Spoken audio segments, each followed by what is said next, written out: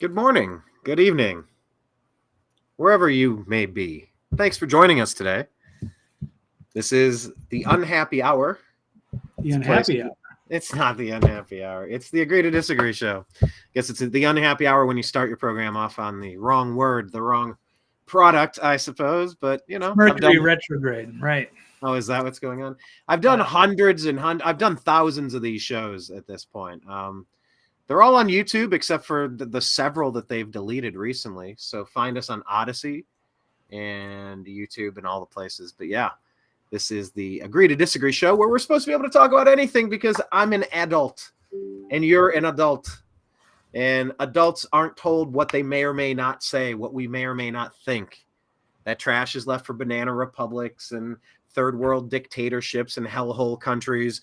That's not what this place is. I don't care what's temporarily happening with the crazy people who are doing crazy things.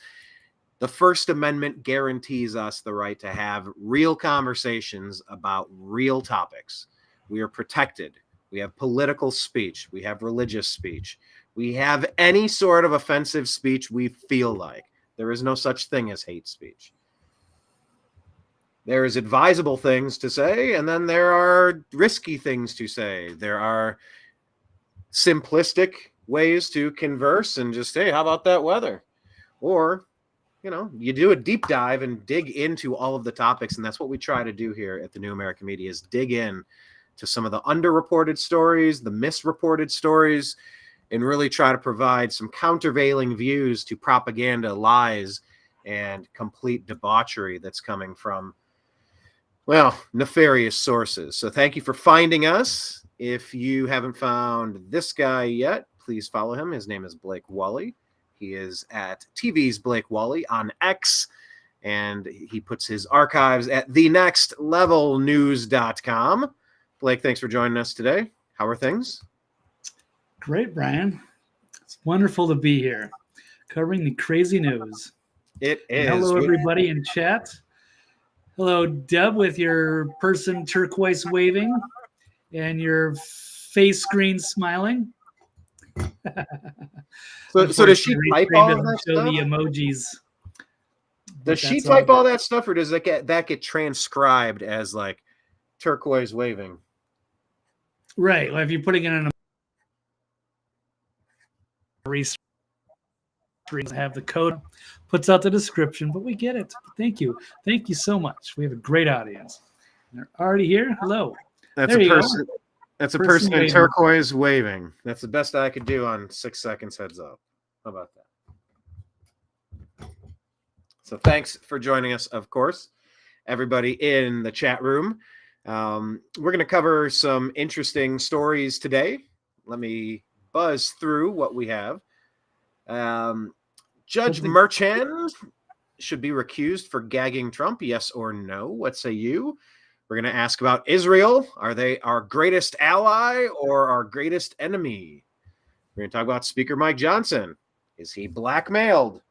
Blackmailed by Congress? I don't know if he's blackmailed by Congress, but he sure is acting like the other team, but, that's what they all do.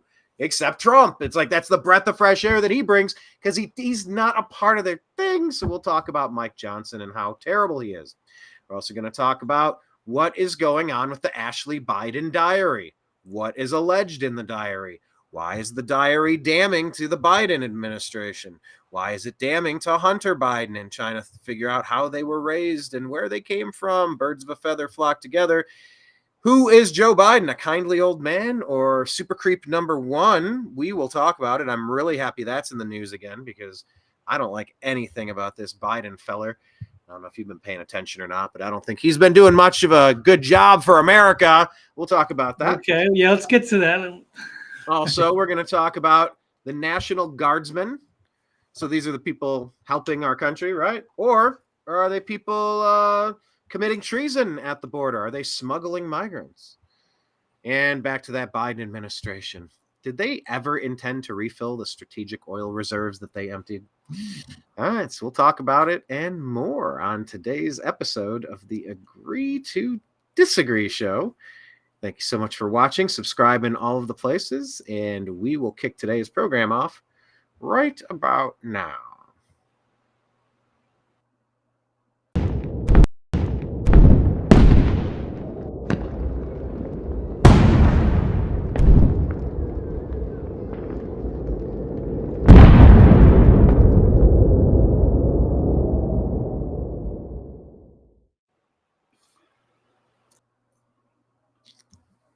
All right, Blake. Judge Merchan should be recused for gagging Trump. What say you? Agree or disagree that Judge Merchan should be recused for gagging Trump? Absolutely. Here's another one of these big lawfare cases going against Trump. And now we've had some new evidence on this one as well that makes it look like this is a deliberate attempt by leftist activist legal people, including the judge and his daughter, and apparently even his wife. And now it has all been revealed that they're all kind of, yes, Democratic activists. This is clearly a smear campaign. And now they're trying to gag Trump from talking about what those revelations are. It's a family affair. It's a family affair. The Judge Merchan family hates Trump, and they make money off of hating Trump, and it's all kangaroo court. Yeah, pretty much. So far, but will he be allowed to say that? Because he wasn't allowed to present, evidence in some of these cases. Then those aren't cases. They aren't cases. If you cannot present the defense, they didn't happen and they get thrown out. This is the stupidest era of American history by far. We might have been worse in different generations, but this is the absolute stupidest decade to be alive. The past 10, 20 years with this Obama-Biden stuff has been so stupid. It's just where we are. Right. Yeah, the leftists are making a mockery of our democracy. And here we go. Judge Merchan.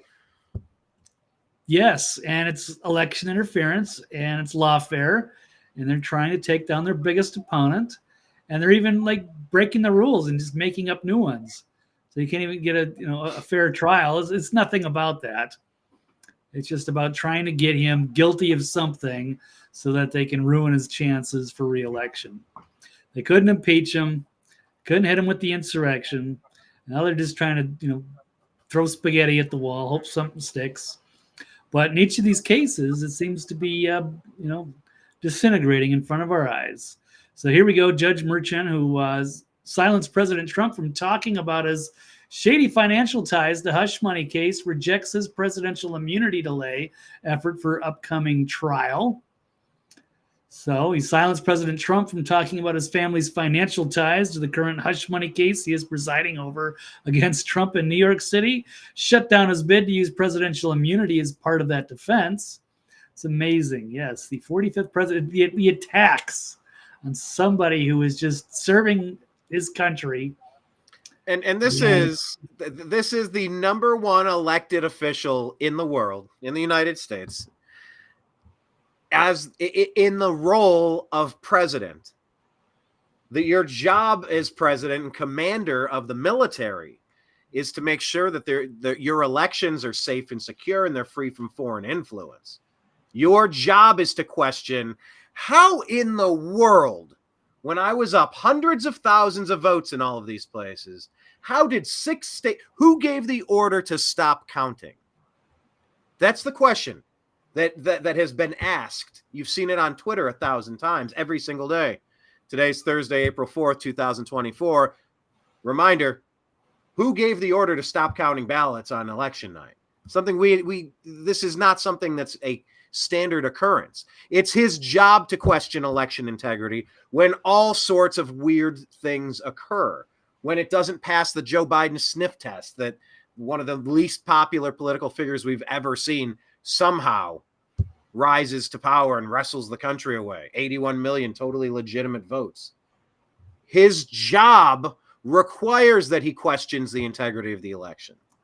So this whole thing is just beyond comprehension to me. By the way, you need to go to cisa.gov/rumor control because they will tell you out of the history of elections, 2020 was the only safe and secure. What is it? They use two phrases: safe and secure, free and fair. They love their alliterations. Safe and secure, free and fair. 2020 was the only time that happened, because if you look to previous times when Republicans were elected, Democrats have questioned all of the elections all of the time. It feels like. So go to cisa.gov/rumor control, and there's a ticker at the bottom of the screen. When we say things that are wrong speak, according to the powers that be, they just try to silence us. That's what this is all about. It's about censorship. It's about bully tactics. It's about domination, fear, control. And they have picked a fight with people that we didn't ask for. But if you're going to come at me, here we are. And we're going to talk about this stuff, and we're going to talk about it louder. We're not going to cower. We're going to speak louder, because the next step is the gulag and the firing squad.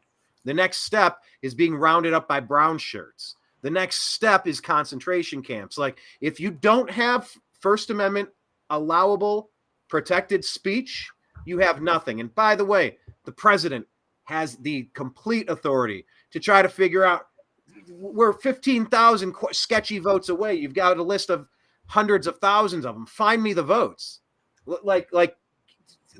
You're claiming all of these are fraudulent. So let's go. That was the ask from the president, who was overseeing the entire election. This is nothing ridiculous like the lying legacy media wants you to think it is. Yeah, absolutely. And it was interesting to see that revelation come out of Georgia the other day. As what was it? Let me pull this one up here again. 2020, Georgia ran an illegal election. That's from Kyle Becker. And Brian, you and I have tweeted this out. Missing chain of custody docs, missing surveillance tapes and drop boxes, signature verification errors, dirty voter rolls, invalid votes, double scanned ballots, Fulton County ballots scanned without election observers. See, that stuff right there. If anything was scanned without an observer, you've tainted the whole batch. You've dropped poison into the mix. You can't just bake the batch of cakes and go, well, it's just a little bit of poison. Like, when you're doing things that aren't passing signature verification, you've tainted the whole batch of votes. If you can quarantine, oh, no, they're all in this box. We can just remove this whole box. Well, then none of those count. Oh, well, they didn't have oversight, and you didn't have a Republican and a Democrat watching that process. Okay, well, quarantine all of those. None of those count. These are not legitimate ballots by any stretch of the imagination. Either something goes through the checks and balances to determine if it's accurate from a United States citizen, or you don't have a vote. There is no in between here. And for 3 years, people have been saying, hey, this is a system that does not allow us a transparent audit process. This simply must be changed. And that's why we've never had more calls for in-person voting only. Paper ballots that can be held and recounted. You do stacks of 10, a Republican and a Democrat take a look at this. Is this 7-3 on your count? 7-3 on my count? Okay, next, you do 10 at a time. You never go too far, and you're always double checking your work. You can run an election super quick, super easy, super cheap, super accurate, and super verifiable if you wanted to. So if anybody is trying to push things in a way that are obscuring transparency and auditability of an election, these are malevolent people. There's no way around it. Yeah, absolutely. Yeah, they don't want it for looks like nefarious reasons. So, and it seemed very sketchy when Biden won Georgia. Really? Oh, Biden got 81 million, like a record voting. Really? Most popular politician of all time, Blake. Don't you know? He sells out arenas. Yep. Tons of Biden merch. Biden merch is everywhere. Biden launches shoe brands. Biden has a social media company. Biden has cool hats. Biden has Bibles. Biden sells. Oh, no, wait. That's Trump, the guy that lost. Yeah, that makes sense. Right. So there's a lot of legitimate reasons to question the results. And it looks like maybe the Fulton County, Georgia is falling apart, but now they are pushing this other one, the hush money case. I thought this was like a done deal. This was years ago. It feels like it's old news. Wasn't this a statute of limitations? Wasn't it statute of limitations on this one as well? You would think, and it's like, why are they still running this? But they got to find something. They need that one thing. They're trying to get, the 91 counts that he's guilty of, and it's a lot of trumped up BS. So it's just whatever they can find to make it look in the eyes to the low info public that he's some kind of a criminal and they shouldn't vote for him. Well, that's all they got. Let me jump in there and read this comment real quick because I mentioned treason. Kenneth says, "A sapling is a tree, son." I mean, I'm going to pause. I'm going to clap. You get the double thumbs up on that one. Well done. Anyway, back to what you were saying, Blake. Yeah, I mean, we're in the middle of this now. It's like endless cases, endless district attorneys. Who gave the order to sick all of the DAs on Joe Biden's political rival at the same time? Who gave that order? Were these all Obama? Was Obama the person doing all of these, flicking the first domino all of these times, the main mastermind behind all of this? Who decided that you should be able to attack your political opponent like it's Bolsonaro down in South America, like this is some banana republic dystopian nightmare of a just a hellscape, a rotting corpse of what used to be the shell of America. Right. Well, Obama's obviously a big player behind the scenes, but so are the Clintons. So Hillary and that whole campaign and the whole Russian collusion BS that they manufactured.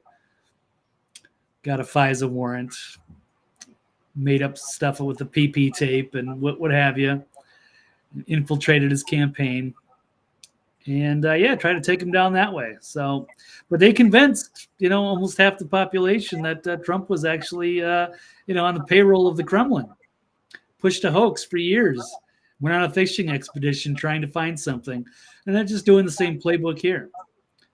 They just put him on trial, accuse him of stuff, drum up a bunch of charges, and act like it's legit until it falls apart on its own. So, but here's the latest one. So this is amazing. So this is Jesse Waters here revealing the multi-million-dollar perks going to Judge Merchan's family for taking Trump to court in this bogus hush money case. So let's run a few minutes of this clip here from Jesse Waters. Trump is banned from talking about the judge's family. Why? Because the judge's family was paid by the Biden campaign. The judge's family is currently being paid by Adam Schiff, over $10 million. Oh, my God. Schiff. Yeah. No, it's breathtaking. Well, not that we should be surprised. Adam Schiff is his mortal enemy who's been trying to take him down since the beginning. He's one of the major characters there. As corrupt as he is, even though he's... I forget what did they do to him? Censured, but then he's going to run for Senate seat from Feinstein. How is he not in jail for treason? He was pushing fake theories to subvert and stage a coup. He planned it. Right. It's one thing to run politics and go, I think 17% is the best number for that third bracket tax policy. I disagree, Ken. I think 24% is the real number. Like, that's politics. That's back and forth. I'd like to suggest this program. That program, maybe it should sunset as it was intended. Like, that's just stupid politic talk. But what Schiff has done was staging a coup to remove the sitting president, the duly elected President Donald John Trump, from office. That is not even remotely covered on political speech. This is blatant criminal activity to overthrow the sitting president. This is treason. How is this person allowed to run for another term? How is he not in a jumpsuit? Who the fuck is in charge? Is there a single adult in the room?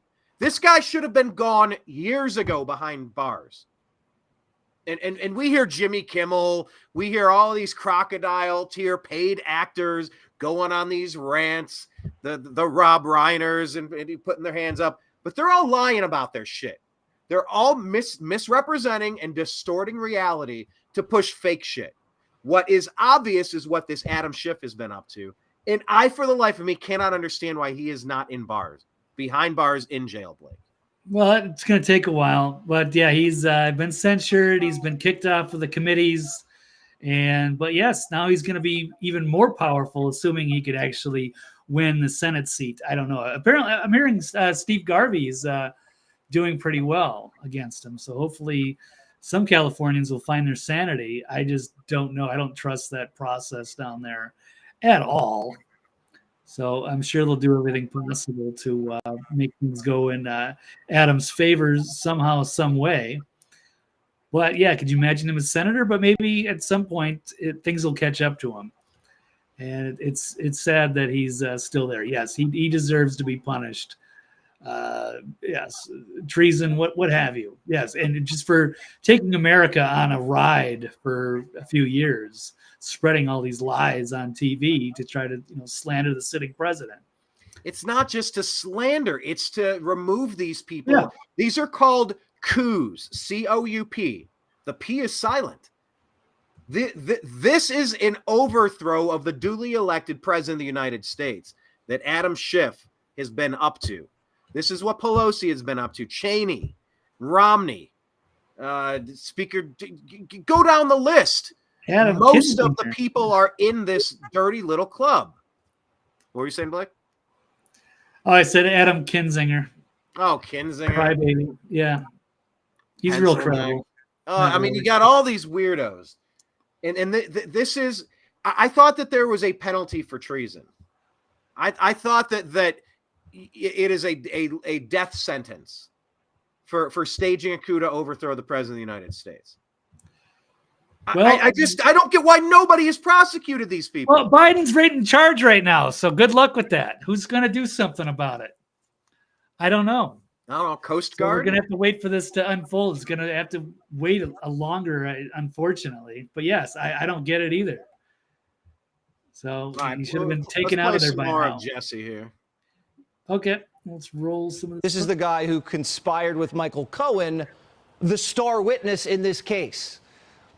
Trump isn't allowed to say that the judge's daughter is a Democrat consultant whose clients, the Biden campaign, Adam Schiff, are fundraising off Trump's indictment.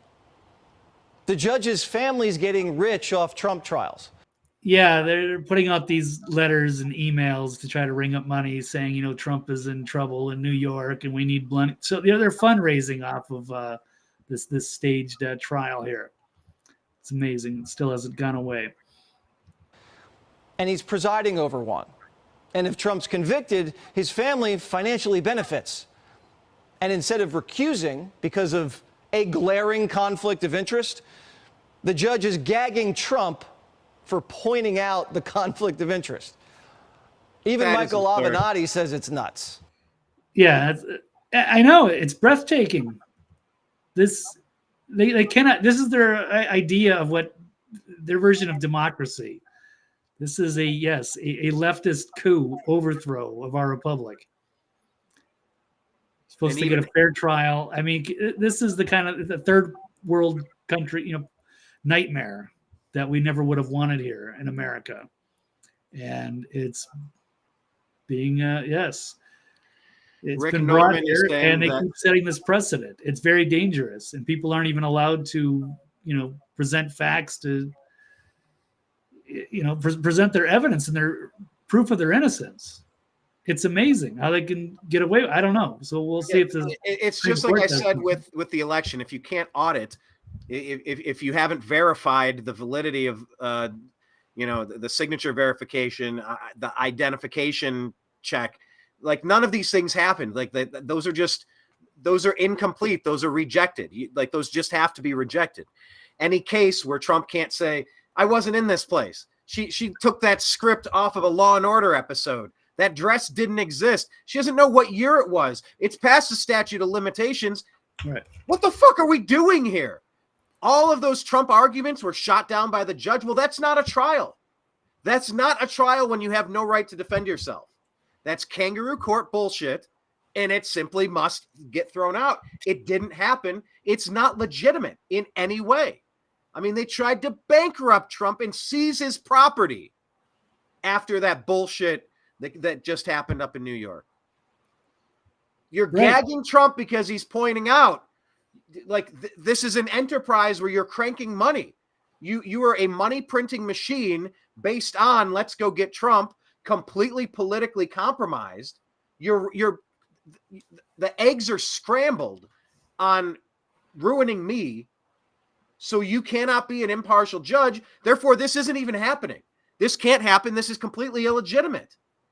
Where are the adults to step in and stop this? I guess we're down to the Supreme Court, but they're just going to let it play out. What are we waiting for? Why are we going through all of this wasted energy? I'd kind of like to figure out some of the important issues facing the country. But we just, for years, we're distracted with all of this nonsense.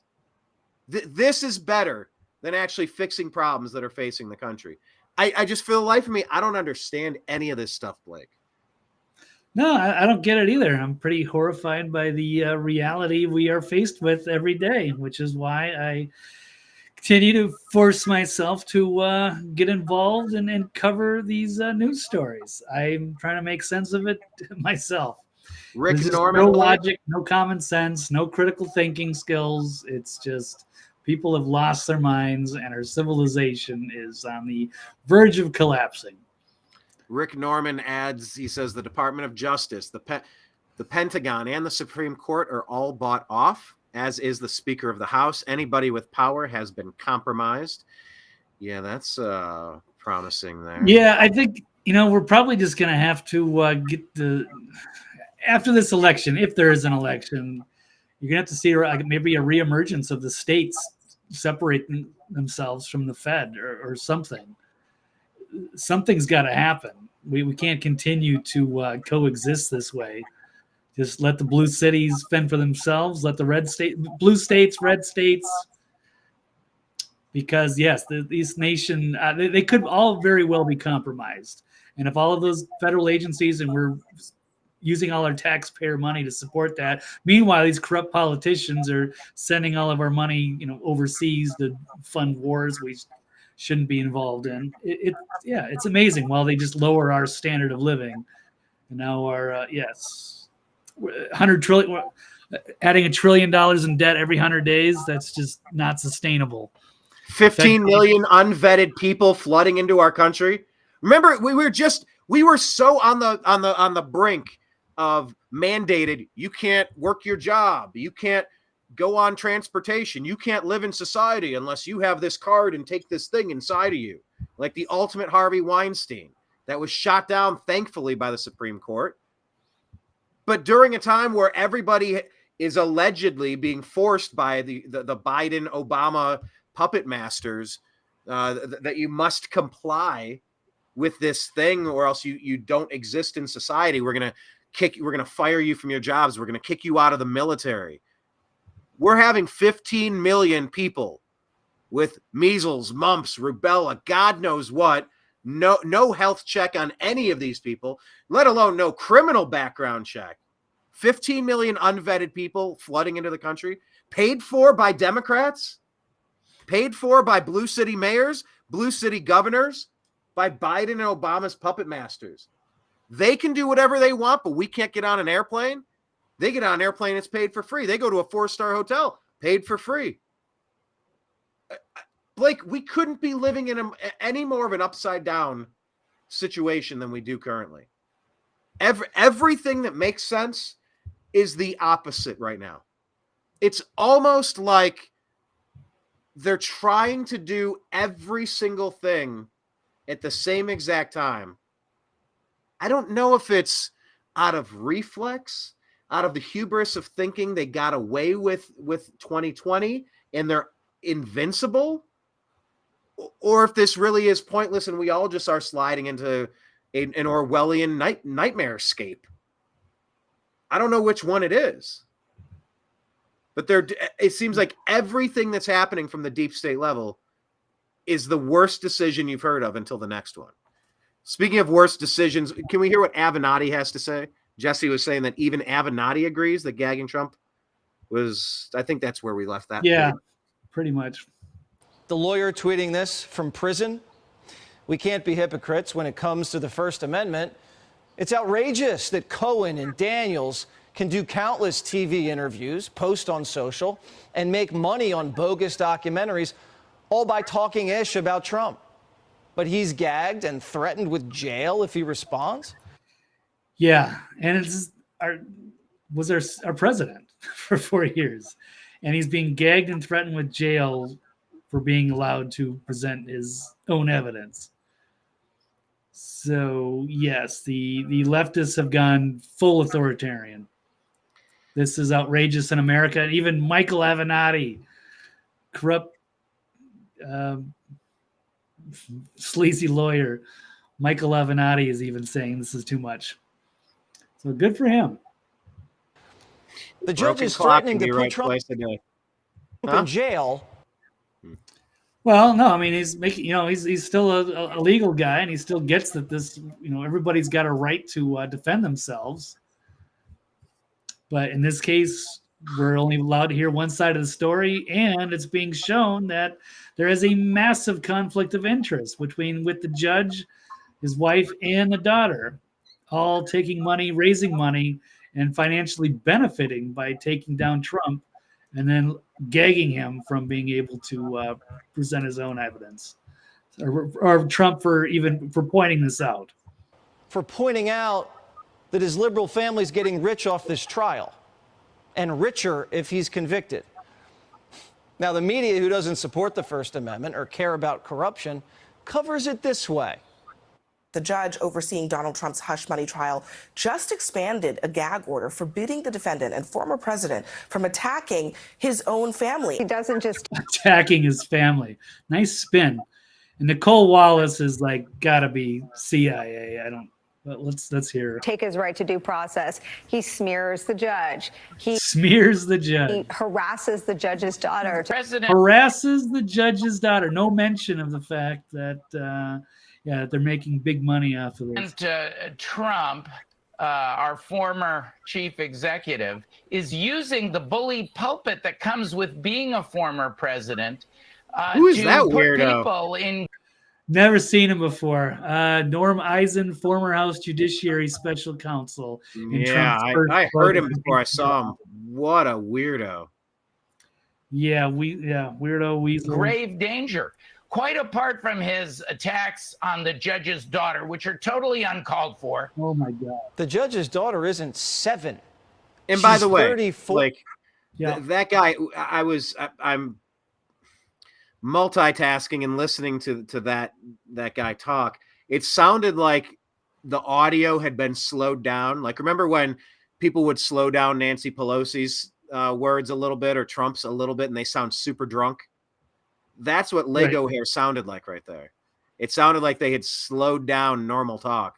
But what an interesting head of Lego hair, by the way. I digress. Okay. So he's not attacking her. He's just saying what she does for a living. How's that an attack? He just wants a new judge, one whose family isn't funded by Democrats. Ned Ryan is the founder. Anyway, we'll cut it there. All right. We'll run this one. There's another great, this goes into even more detail, but we won't run this on Epic Times. Great little investigative program. And just also, pointing out all the new developments in the ongoing legal battle with Trump in the so-called, the Stormy Daniels hush money case just won't go away. But they've got to dig at something, I guess. But yes, now it's been completely exposed as a massive conflict of interest. The judge and his whole family are involved in this. And so he must recuse himself. But you won't see the Democrats get involved in that. They'll just say, oh, Trump's attacking the judge and his daughter. He's so terrible. This is why he's got to go to jail. It's amazing. But we don't care about the facts. You can hate Trump all you want, but I mean, good God. This is an attack on America. This is an attack on, the justice system, the legal system. It's making a mockery of our system. Yes, it's bad. It sets a dangerous precedent, and we will just be a banana republic if this trend continues. So we'll see how this goes, or maybe the Supreme Court will jump in and get rid of this. Otherwise, this is going to have bad consequences for everybody at some point. I just can't believe we're still doing this? I just don't get. I don't get it either, Brian. Well, hopefully we'll get the eclipse next week, and CERN will open a new portal. We'll jump into a parallel world. We'll get out of this this ugly dystopian dimension that we've been suffering through since COVID, and we'll get out of this mess one way or another. But I doubt it. So it seems that whatever they're doing is pretty nefarious. With CERN opening up portals, and who knows what they're doing with the super collider, and they're firing rockets, and the Vatican's involved. Oh, there's a bunch of weird stuff. What was the name of that movie? It wasn't Super Troopers. What was the name of that campy movie with the bugs, and the military had to go fight off the giant bugs? Oh, Starship Troopers. Starship Troopers, yeah. Yeah, is that what's gonna enter our universe when they run CERN, pass us into some parallel dimension? Now we got like giant cockroaches, or is it just you take the skin suits off of the giant cockroaches in Washington, and you finally get to run your own country now? Well, that was at least it was a world united against an alien invasion, where it was an attack by the bug planet. They fired like a meteor or an asteroid at the Earth, but it seemed like at least the Earth was still there. We were going into this sci-fi future, and yes, it seemed to be more of a positive thing until the aliens attacked, and then we had to go to their planet and kick their ass and teach them lessons in humanity. But that was that was a more united world. Well, we'll see what CERN opens up and changes this world into when the eclipse happens. Yeah, I don't know. There's so much talk about it. Are you planning on doing anything for the eclipse, Blake? I don't know. Yeah, it's weird because this is going to be our last show until then, right? Our next show is probably the 9th on Tuesday. If the world exists on Tuesday. Exactly. So we'll be able to cover the aftermath, if any. So we'll see. I'm kind of looking forward to it, just to see if there's really going to be anything major happening. But there's a lot of dark energy going on, and some shady people doing shady things. Talking about dark people and shady energy, or shady people and whatever we're saying, energy and people. Do we have anything else on this topic before we bounce to the next? Nope. Let's roll. Okay, let's go to the oil reserves since it's in the headline of today's program. Let's do that one next.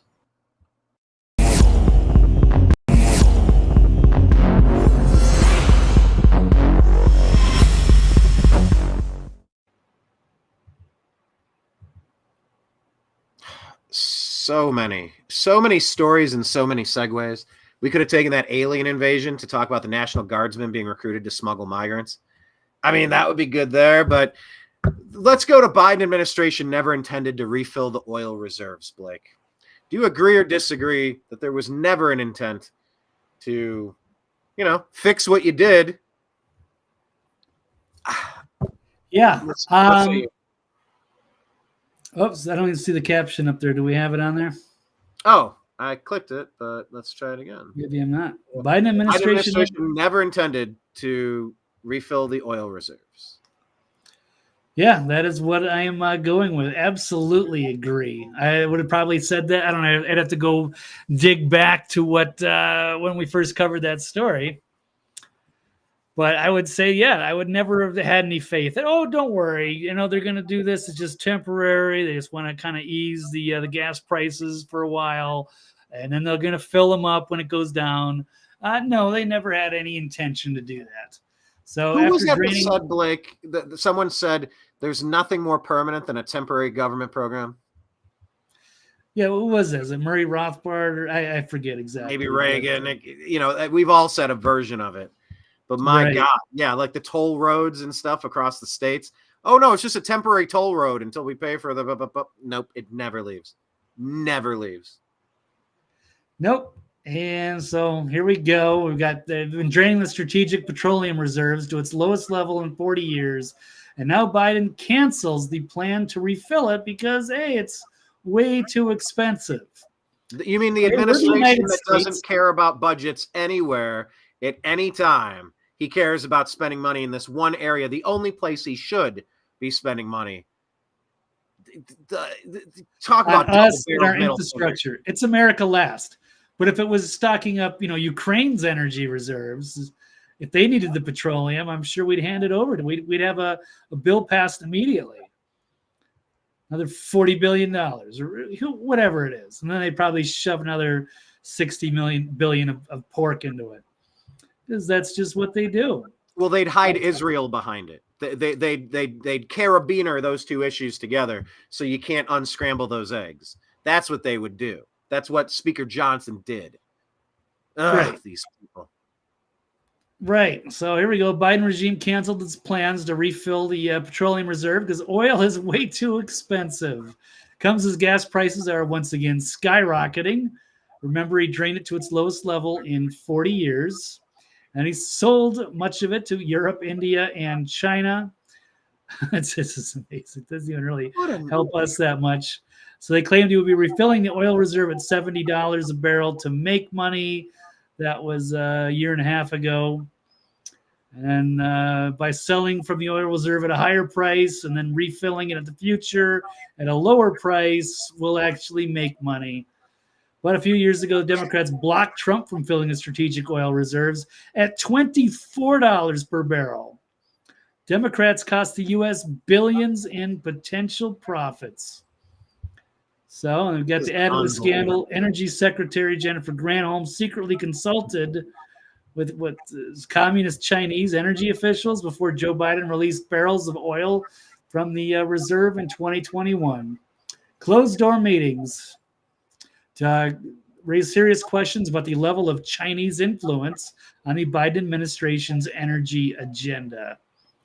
So, what else is there?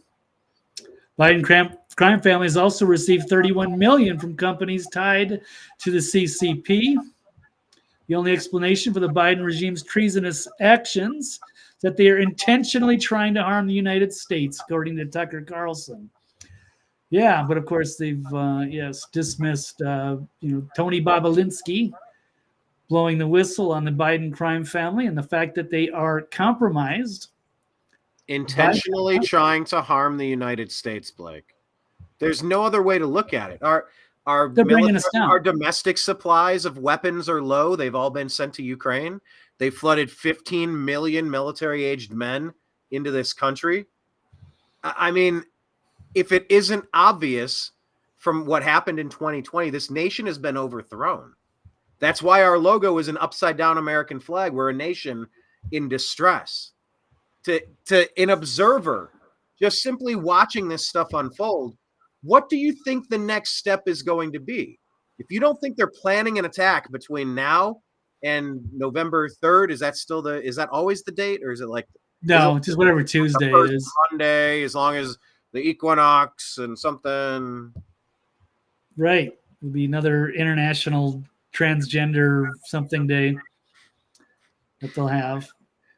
But no, I don't know exactly what date it is, but it's coming up. I don't know, is it the first Tuesday in November? I'm not exactly sure how that works, but I mean, there are Chinese spy balloons flying over important infrastructure, mapping this country out, doing God knows what. Millions of God knows who inside. We don't have bullets here. All of that military equipment we could have brought back to our Air Force bases and our military installations across the United States. No. We gave that to the Taliban. When it comes time to fill up the boats, fill up the tankers, the vessels, the trucks, the MRAPs, there's nothing left. It's bone dry, Blake. It's the lowest levels, at least in 40 years. If this isn't, give me another word that's more accurate than intentional. I couldn't think of anything more accurate. Right. Yeah, but it's as if our administration is compromised at the highest levels, and they are bringing America down. They're going to weaken us and absorb us into the global collective. We're going to just be run under the World Economic Forum, United Nations. I don't know exactly how it's going to play out. Or the 10 districts, and then we'll eventually, a few decades from now, be in the Hunger Games. Yeah, I forget what FEMA region I'm in now. I used to be in FEMA region 9. Yep. I don't know. What are we in, 4 now or something? I forget. So is this a new interaction between Peter Doocy and the press relations clown? Right. Yeah, pretty much. So suddenly, right. Every time I see her. Yeah, it might as well be. That should be like her entrance music, right? She should roll in on a unicycle from now on. There you go. Someone ought to teach her to juggle.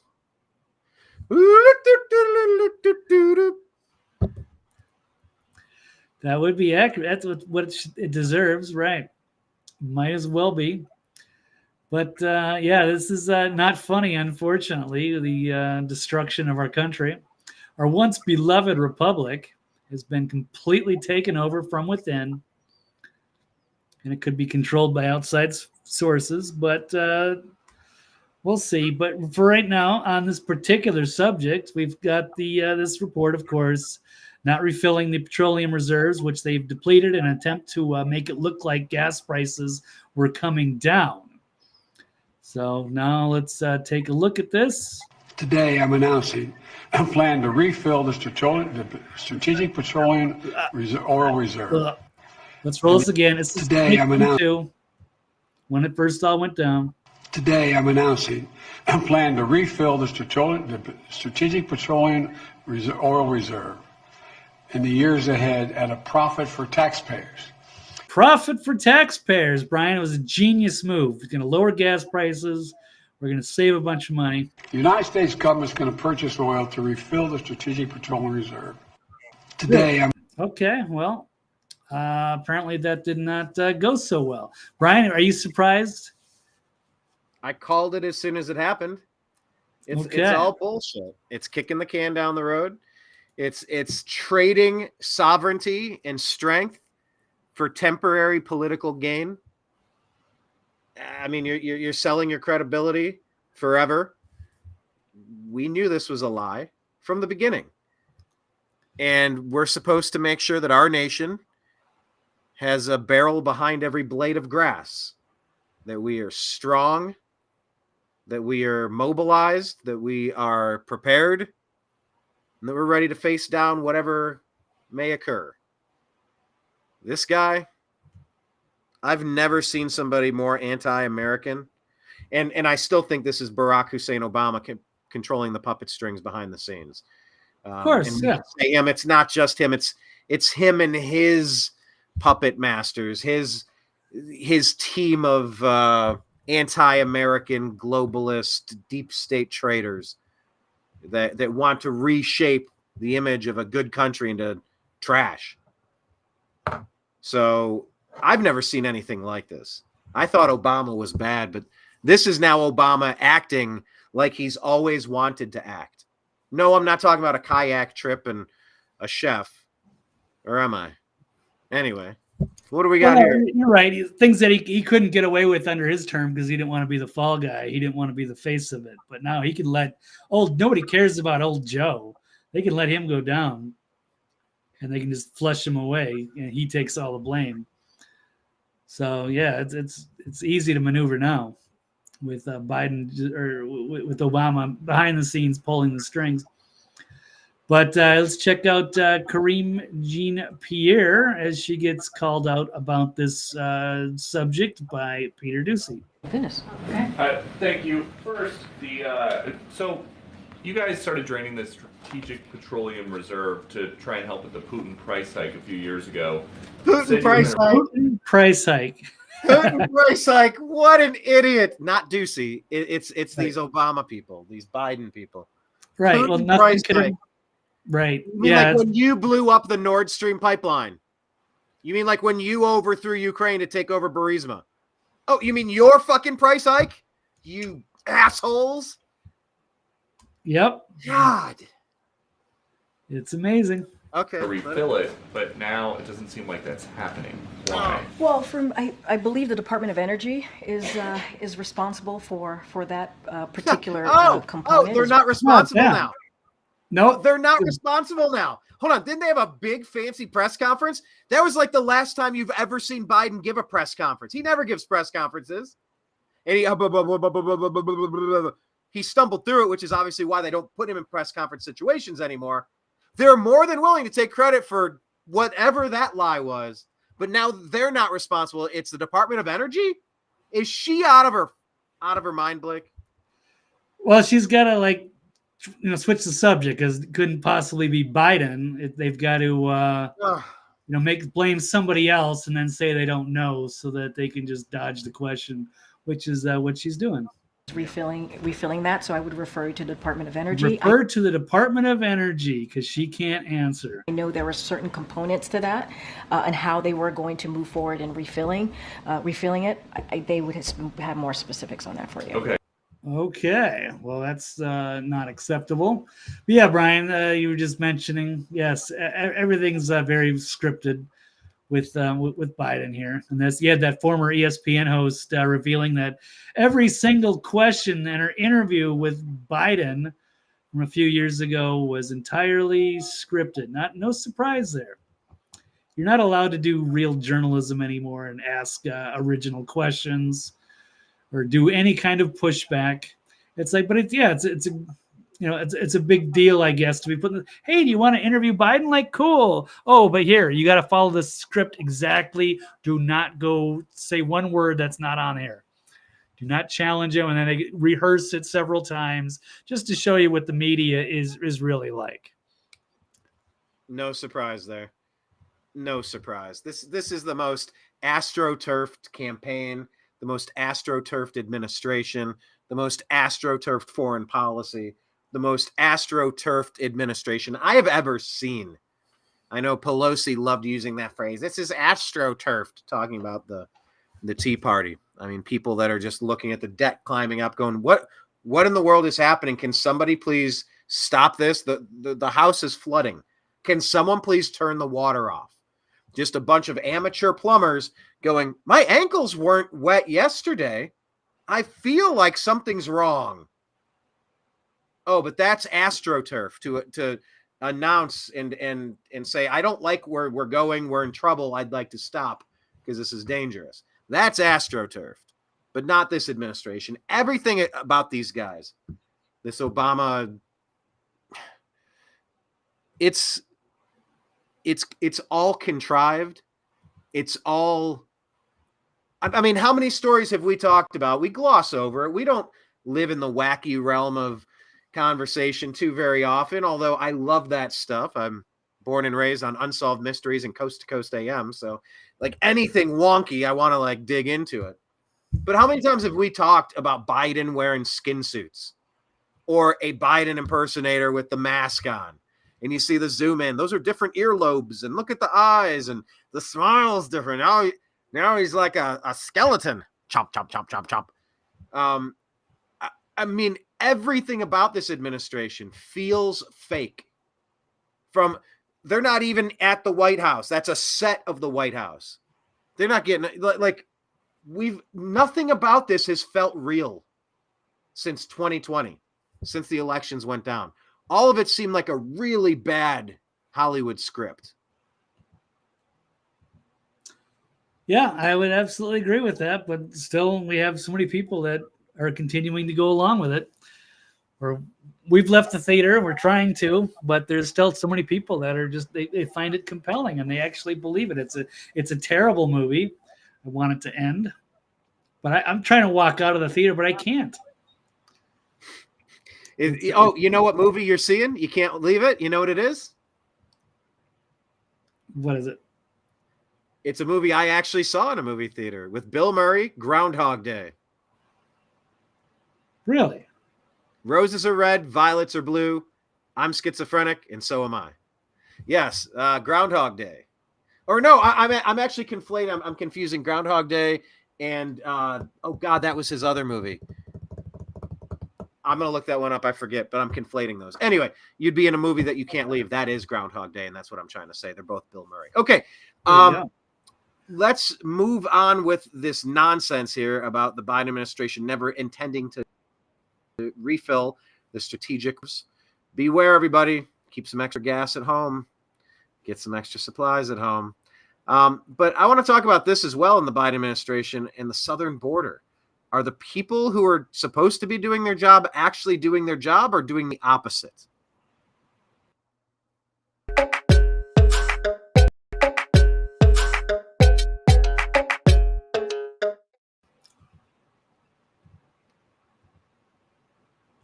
All right, so it's super glitchy on my side. I assume you saw a stinger on that, but I did. Blake, agree or disagree that the National Guardsmen are recruited to smuggle migrants? Is this happening? Are National Guardsmen smuggling migrants, or at least being recruited to smuggle migrants? Illegal aliens. They don't call them migrants. If you're a migrant, you go to the port of entry. If you're an illegal alien invader, you sneak in. So let's just use clear language here. I got no problem with the word migrant. If you're migrating through a channel, through the front door, climbing through the window, we got an issue. So anyway, Blake, what say you on this one? What's happening with the National Guard? Well, I don't want to condemn the National Guard, of course. They're supposed to be our heroes. They're protecting us. I'm sure they're 99% good people. But, it was interesting that they caught one of them, allegedly smuggling a migrant. So I've got to figure this is probably not the only case, that there's probably some of them that are being incentivized. I mean, this could be one rogue individual. I really don't know. But shocking that they actually pulled over a National Guards member, caught, arrested for smuggling an illegal immigrant across a border. I'd like to hear some details on this. I'd like to kind of, was he paid? Was it someone he knew? Did they meet out at a bar and then he drove with her? Yeah. Exactly. Or is there a rogue government program, like they're smuggling all these legal aliens in these red-eye flights across the country, but people aren't talking about it. So they could potentially, I don't know if they're paying those people up, but they obviously can't talk about it. So it's all, national secrecy, hush, hush. So I wonder if they're bribing guardsmen, or maybe hopefully this is just one isolated case, but it's amazing. It's interesting to see. So a member of the Texas National Guard was arrested after he was caught on video smuggling an illegal immigrant across the southern border in his government-issued vehicle. So in the video, Specialist Savion Johnson, who was deployed in Eagle Pass, was seen leading Texas Department of Public Safety authorities on a high-speed chase after authorities were alerted by Johnson's suspicious actions near a Border Patrol checkpoint. He has since been charged with smuggling an illegal person, evading arrest, and unlawful carry of a weapon. And Governor Greg Abbott's spokesperson claimed that if the allegations against Johnson are true, then he's a traitor and a criminal. Absolutely. He claims they reportedly accepted $6,000 to smuggle the illegal alien. So it's, again, who knows? Maybe he's got a cousin in the cartel. I don't know all of the information yet, but it's a pretty shocking story.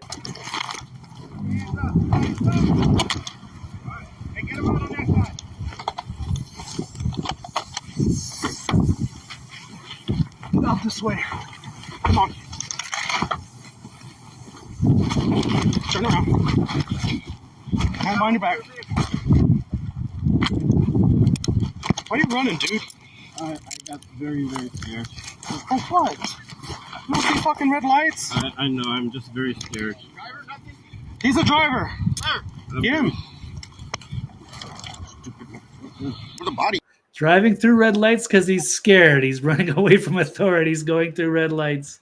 Yeah, because that's what you do when you're trying to get away and go somewhere. You want to call as much attention to yourself as possible. Right. You run red lights if you're trying to attract attention and get someone to pull out a cop car and chase you. That's the only time you actually run a red light. If you want it's like someone has carjacked me. I need to alert people that I'm in trouble. Is it possible this guy was kidnapped and he was you don't run red lights unless you're trying to be caught, unless you're trying to get attention. Yeah, exactly. So he knew what, yes, he had been compromised and tried to get away, and it obviously did not work. See, they're digging through all of his stuff now, probably trying to figuring out that he's a guardsman. Do they have the moment that they figure that out? Do they have that on tape? I haven't seen. Are you kidding me, bro? You're National Guard? What are you doing? Yeah, exactly. You would think something like that. So hey, this reminds me of something. I let me toss this in. This is a great segue opportunity here. I went to high school with a gentleman. I'll introduce him coming up. I won't do it right now, but he is planning on doing a Tour de Patriot instead of a Tour de France, a Tour de Patriot, traveling by bicycle in, what do you say, October, November, or September, October, coming up to all of the 13 colonies. And he's going to be stopping at taverns along the way to kind of like motivate the country and like give us something to do and something to look forward to and like remembering who we are. But he served in the military in the American Southwest, I believe, on an Indian reservation and what do they call them now? Indigenous reservation. Yeah. Whatever. Yeah. And I spare me this First Peoples stuff. Who knows who was the first people to do anything? But yeah, my understanding is that he worked on some of these reservations in the Southwest. So he has a lot of insight on this particular subject. And I know we were talking earlier this week about doing a reoccurring segment where he would join us, but I would love to get his take on stories like this, because you have to imagine he had seen so much cartel stuff and so much bribery and blackmail and shenanigans. But yeah, this question here, this happened where? This was Texas. So yeah, I got lots of questions about this National Guard member participating in illegal criminal, I don't know, what do you call it? Smuggling, yeah. Human trafficking. Yep. Not good. You know, what do you do? Who will police the police if the police aren't doing their job? I don't know. Coast Guard. So right. What do you do when the people that are supposed to be your line of defense are actually playing for the other team?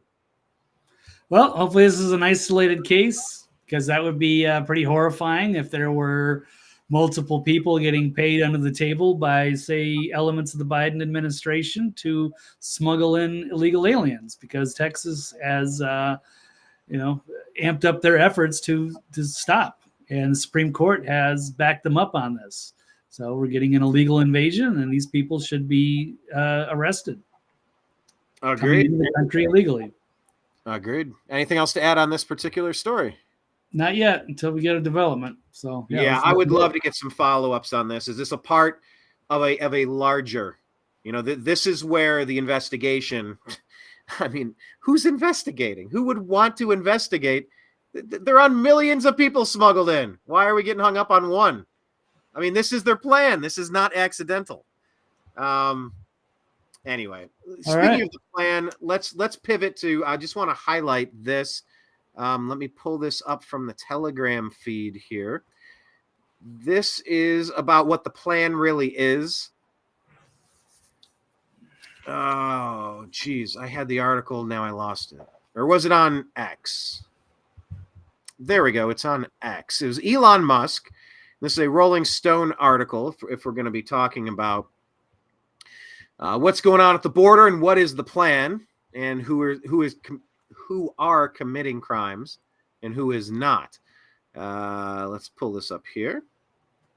This is a Rolling Stone article. It says Elon Musk dubbed an X post, quote, extremely concerning after it alleged large numbers of voters were registering to vote in the United States without IDs. But officials were quick to call him out for spreading misinformation. So, Blake, there are a lot of accusations right now, and I put this out on our Telegram feed. You can find us at TNAM and TNAM chat. But some of these reports say that there's skyrocketing numbers of voter identification lacking let me rephrase that. There's a large number of skyrocketing voters who are registering without photo ID in 3 key states: Arizona, Texas, and Pennsylvania. According to this article, it says, according to the start of 2024, 1.25 million have registered to vote in Texas, 580,000 Pennsylvania, 220,000 in Arizona. This agency, HAVV, allows voters to register with a social security number just using the last 4 digits. Illegals are not able to get licenses there, but they can get social security cards for work authorization permits. Publicly available data at ssa.gov.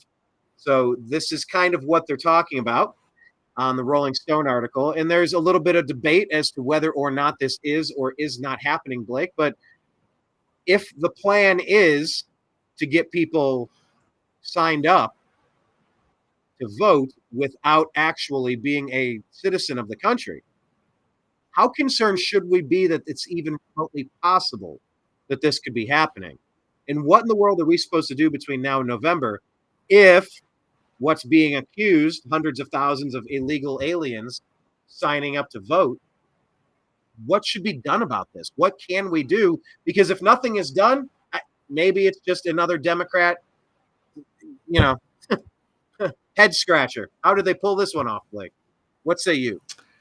Well, if we can't question, the integrity of this election, and if they were going to just, give these people some sort of amnesty, if they're going to smuggle in illegals and then give them voting rights in this election, and they're not, going through the, checking their IDs or their signatures or what have you, and they are blatantly overthrowing our republic by bringing in illegal voters, or these people as using them as a voting block to change the elections to make Texas and Florida blue, for example, then it would be just a blatant coup.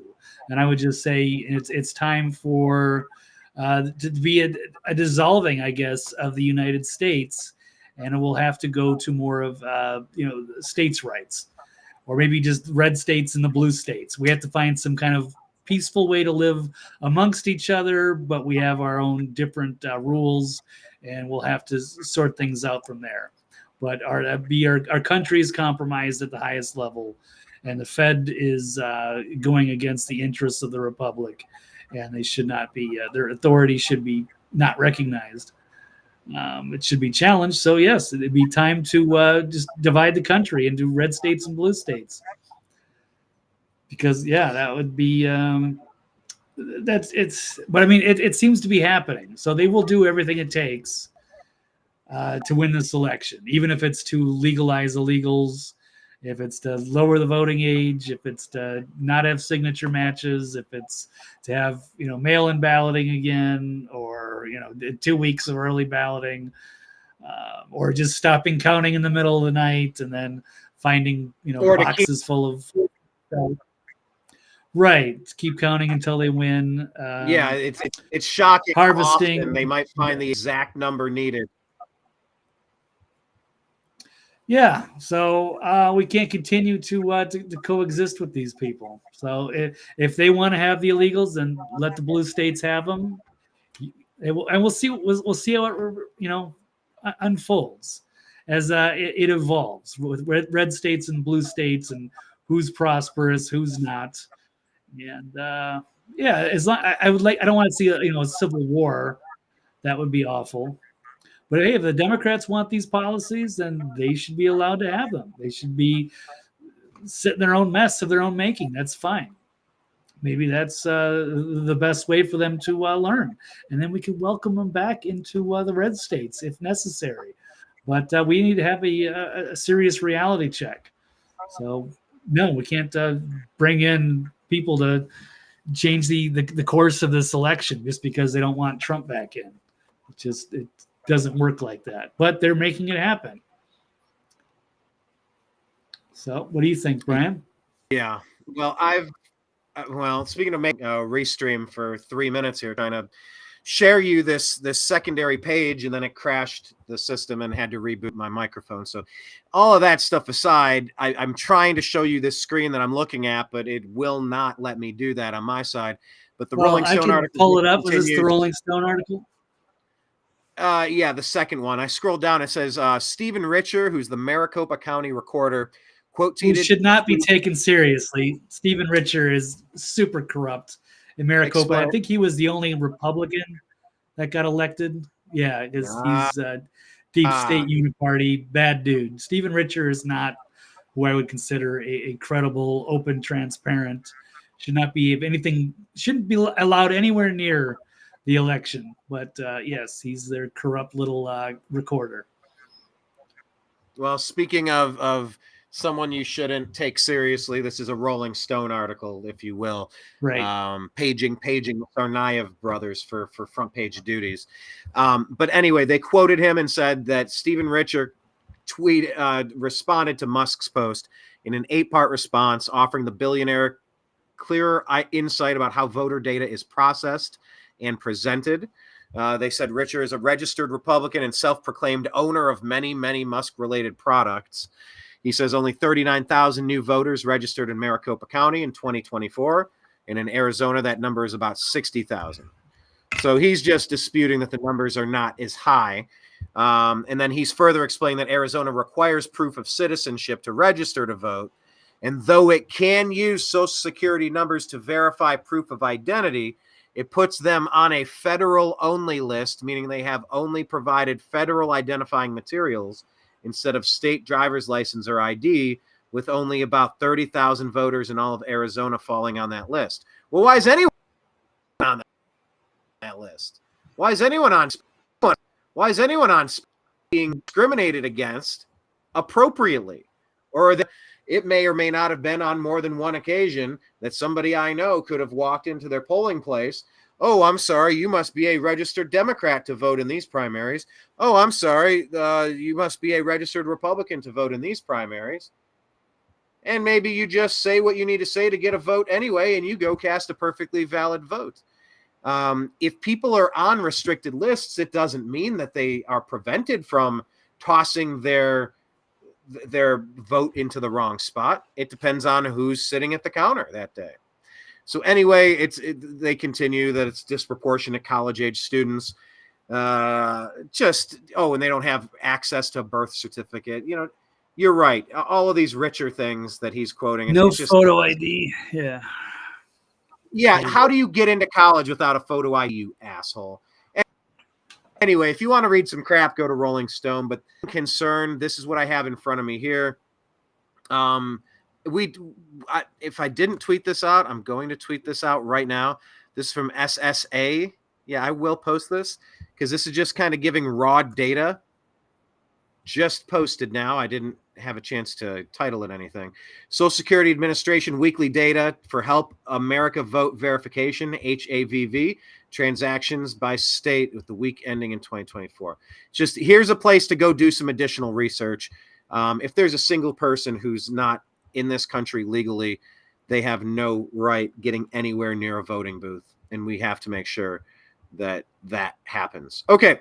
Speaking of being nowhere near a voting booth, the Republicans elected Mike Johnson to be third in line for the presidency.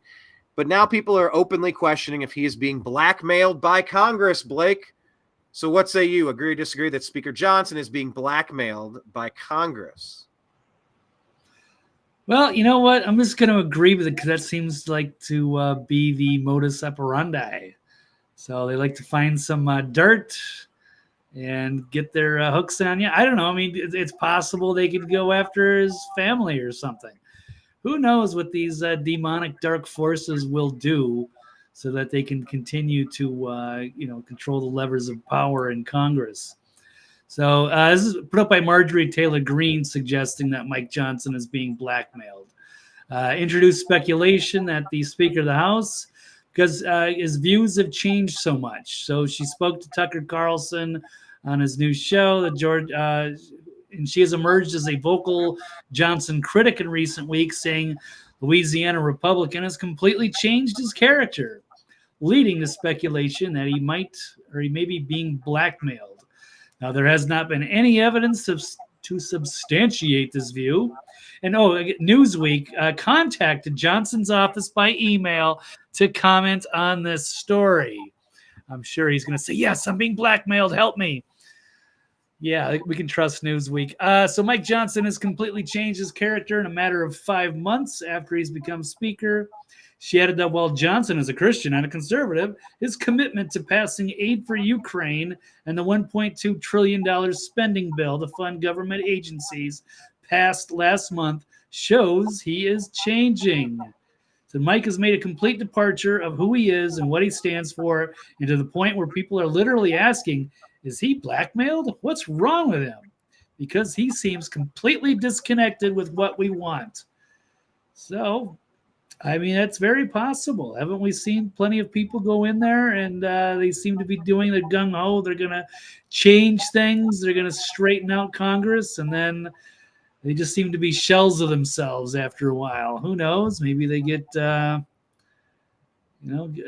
invited to certain parties. They get compromised, or they get invited to the Epstein Island or something like that, or they get ways of getting paid a bunch of money, or perhaps there's threats against their friends and family. We just don't know. There's no depth to the evils that some of these people will, go to control and compromise our officials. So, like I said, it might be a lost cause of trying to, vote our way out of this.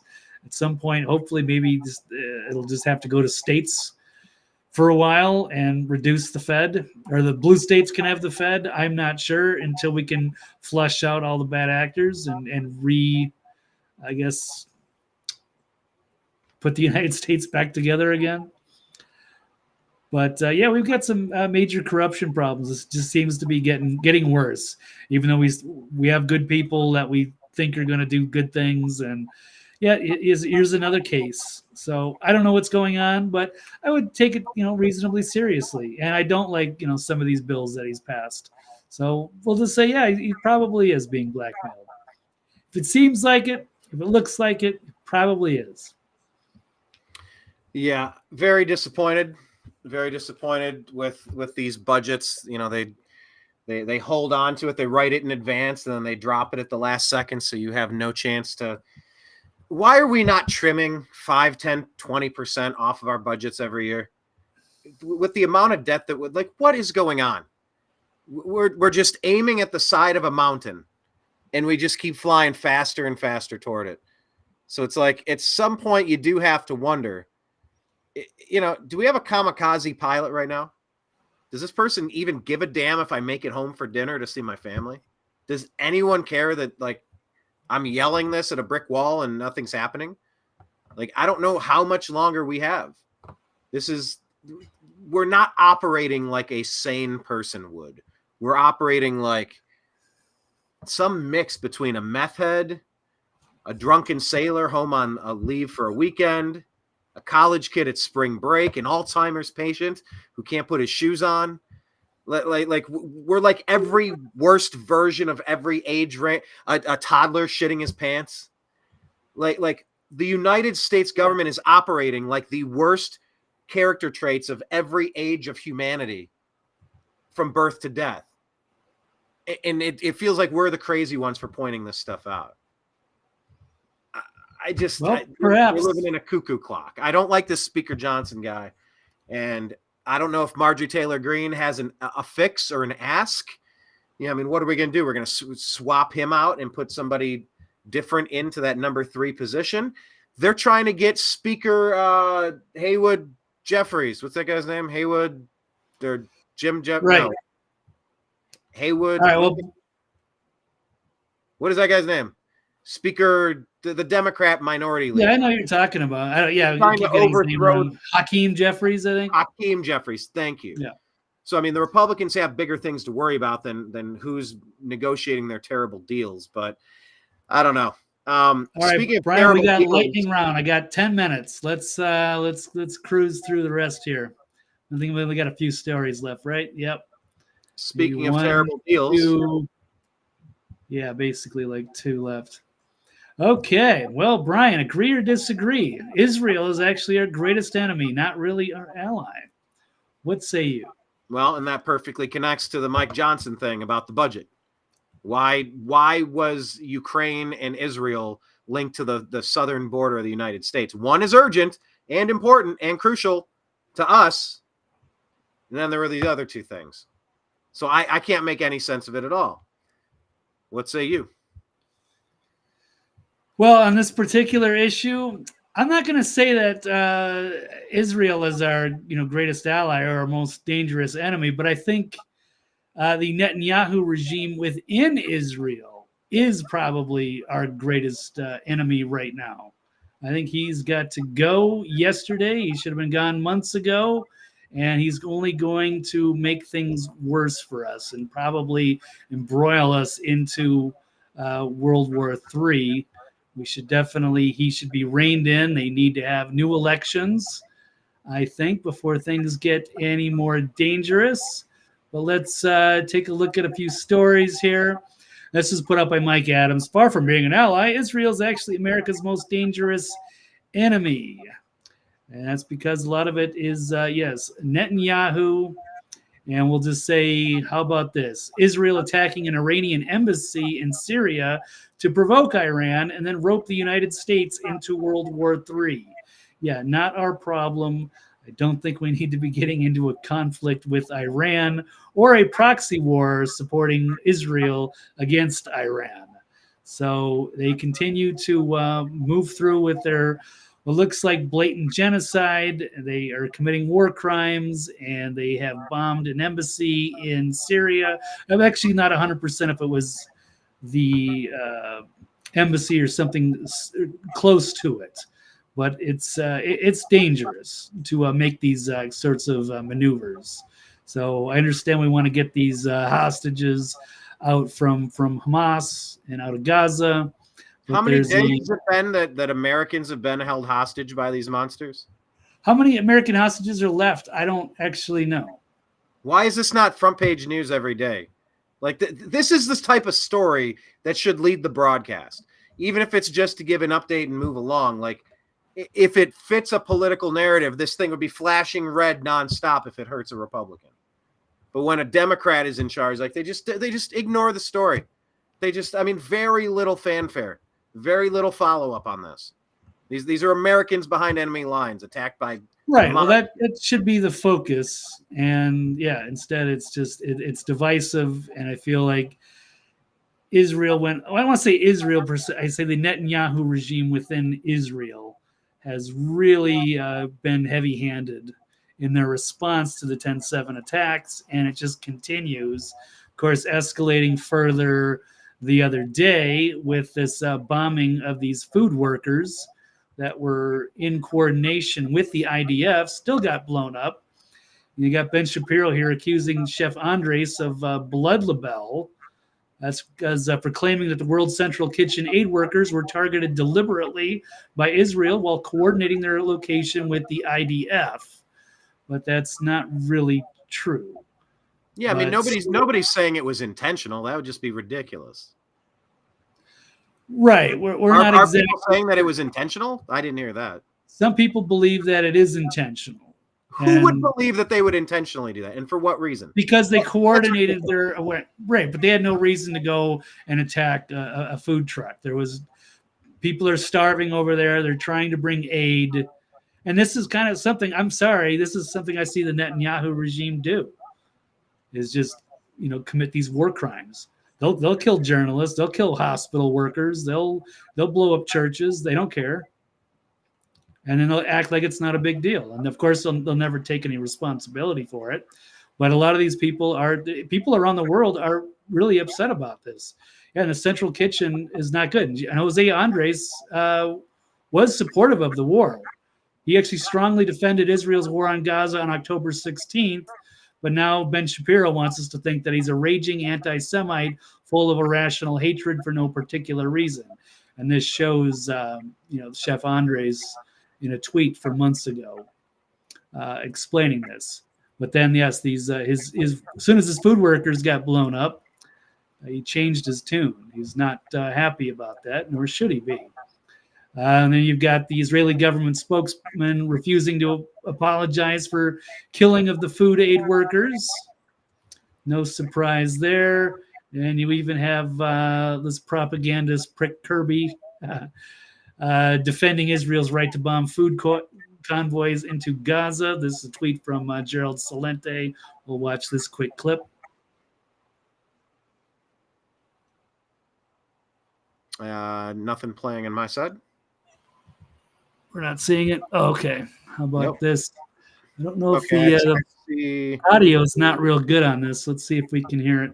Their question presumes at this very early hour that it was a deliberate strike, that they knew exactly what they were hitting, that they were hitting aid workers and did it on purpose. And there's no evidence of that. I would also remind you, sir. That's true. There wouldn't be necessarily any evidence, but it's not like these kinds of things haven't happened before. And I'm blaming the Bibi regime. I would love to see peace in the Middle East, but I don't think that's ever going to happen with Bibi in control. So they need new leadership. Oh, you mean like the Abraham Accords, Blake? The Abraham Accords, you're so mad at me for bringing up. I loved when it was peaceful over there and we could just live our lives. All this shit. I hate this war crap. I loved the Abraham Accords. Trump was great in that regard. All right. Well, it was only a few years, Brian. It wasn't like those were great decades years. of peace. All right. So, yeah. Well, anyway, yeah, it's a mess. And yeah, I guess that's all I have on that one. So let's light it down. I got 5 more minutes. We didn't get into the Biden and Ashley. Let's get into that. Yeah, Joe Biden allegedly liked getting into. Gross. So agree or disagree, Blake, that the woman who air quote stole Ashley Biden's diary deserves prison? What say you? Well, I am going to disagree there, but who knows? So Ashley Biden, was she like in rehab or something? Because she's from this awful corrupt family, and she was had her diary. They found it under her bed. So some are saying stolen, some say it was found, but it seems like she just found it. But then instead of giving it back to her, she sold it. So maybe that's an issue there. But at the same time, I think it's a lot more alarming what was in it. And why is Biden in power right now if this is the kind of monster that he is? Now, I'm not saying he's guilty, but we've seen him sniffing children, and we've seen enough rumors. We've seen enough, red flags to realize that maybe this guy should be investigated for God knows what he's been up to. So Ashley Biden, Joe Biden's youngest daughter, left her diary under a mattress at the Palm Beach rehab home following a stay at a treatment facility. 2 individuals who found the diary at a halfway house later sold the diary to James O'Keefe and Project Veritas. And according to a January 2019 entry, Ashley recalled how she used to shower with her father, Joe Biden, and it suggested that it may have contributed to a sex addiction. Diary describes her and Father Joe taking showers together at an inappropriate age. Says she's, been hypersexualized. I remember being somewhat sexualized with, and it says brackets, a family member. Could have been Hunter, who knows. She says, I remember having sex with friends at a young age. Showers with my dad, probably not appropriate. And then, of course, James O'Keefe got a hold of it and was later a victim of a late-night FBI raid. He wasn't even sure if he was going to release it because he couldn't confirm or verify its authenticity. But then, of course, we have this flashback in a recording where Ashley admits that the diary is hers, saying that I'm Ashley Biden, it's my stuff. Let's roll this clip here. Hi, is this Ashley Biden? This is she. How are you? I'm doing well. Yeah, I just wanted, so I heard you have a few of my belongings, and so I was going to ask if you could please meet my friend, Eric, who is down in Del Rey, if you could meet him and get this up to him. There's a diary here. It starts in January. It says, January at the end of a New York month, I'm sitting on a bed at the I building. Yeah, so if you could just give everything that you have to Eric, that would be really great. I don't want to give this to the wrong person. I mean, I want to make sure. At this point, and I don't mean to, I don't want to have to get Secret Service involved in this, right? Because it's a whole process. Mm-hmm. but An embarrassing family scandal that she doesn't want out, even though her father is a monster and deserves to be removed from power. Rewind this line. Rewind this line just a little bit, because this is like the main, like that line. Right there. Everything that you have. So yeah, she's basically confirming it. She's not like, oh, that's just garbage. That's nothing to do with me. I don't care what you do with it. Just throw it away. It's National Enquirer trash. It's tabloid garbage. And she didn't say, I don't know what that is. I've never that doesn't sound like my writing. I don't think that's me. She didn't say that. Nope. Yeah. So it's very telling. To Eric, that would be really great. I don't want to give this to the wrong person. I mean, I want to make sure at this point, and I don't mean to. I don't want to have to get Secret Service involved in this, right? Because it's a whole process. Why would you get the Secret Service involved if it was just nothing? But I am Ashley Biden. It is my stuff. It's kind of like Hunter's laptop. It's embarrassing, and the computer shop owner has it and is freaking out about its contents. It's another one. So yeah, the whole Biden family is just a mess. So it's not fun. I didn't want to throw them under the bus too badly because they were born into that. So it's disgusting. So if you could just do me one favor, just that part right there. Rewind it 5 seconds and just let that play uninterrupted. Like that's the one part where she admits that it's hers. Pretty unambiguous. I mean, I want to make sure at this point, and I don't mean to. I don't want to have to get Secret Service involved in this, right? Because it's a whole process. But I am Ashley Biden. It is my stuff. So if you could just give all of that over, I would really appreciate it. I know you sent a picture to my husband with a camera and a few other things that are mine as well. So that would be really great. Where is a good place for him to meet you? So. All right. There you have it. So that's coming out now because the person that retrieved it is being. What is the latest? Like this is in the news now because because the lady that being charged grabbed it might get arrested and imprisoned for taking it, or they're claiming stole it, but if she just left it under the mattress, then. She found it, but rather than giving it directly to her, she sold it. So maybe that is, bad. I'm not saying she deserves prison time for that, but it's problematic. So it's scandalous, and it could, serious enough to raid Project Veritas and arrest O'Keefe at one point over it. So it seems legit. So people should be asking about that. So kind of journalistically, maybe she should have just given it. I don't know exactly if it says how much money she made off of it. I don't know how that all worked. Okay, she got $20,000 from Project Veritas for the diary and other materials. So anyway, so that seems to be the issue there. But I think that's in the public. This is the most powerful man in the world, allegedly. I mean, the degenerate stuff that the 51 intelligence officials lied and said wasn't Hunter's laptop. All of the German shepherds, the dogs that bite the Secret Service, everything Biden touches gets ruined. Right. And he's had his grisly little hands, these little claws, bony little fingers on the American country for 3.5 years now. So, yeah, it's important. It goes to character. It really does.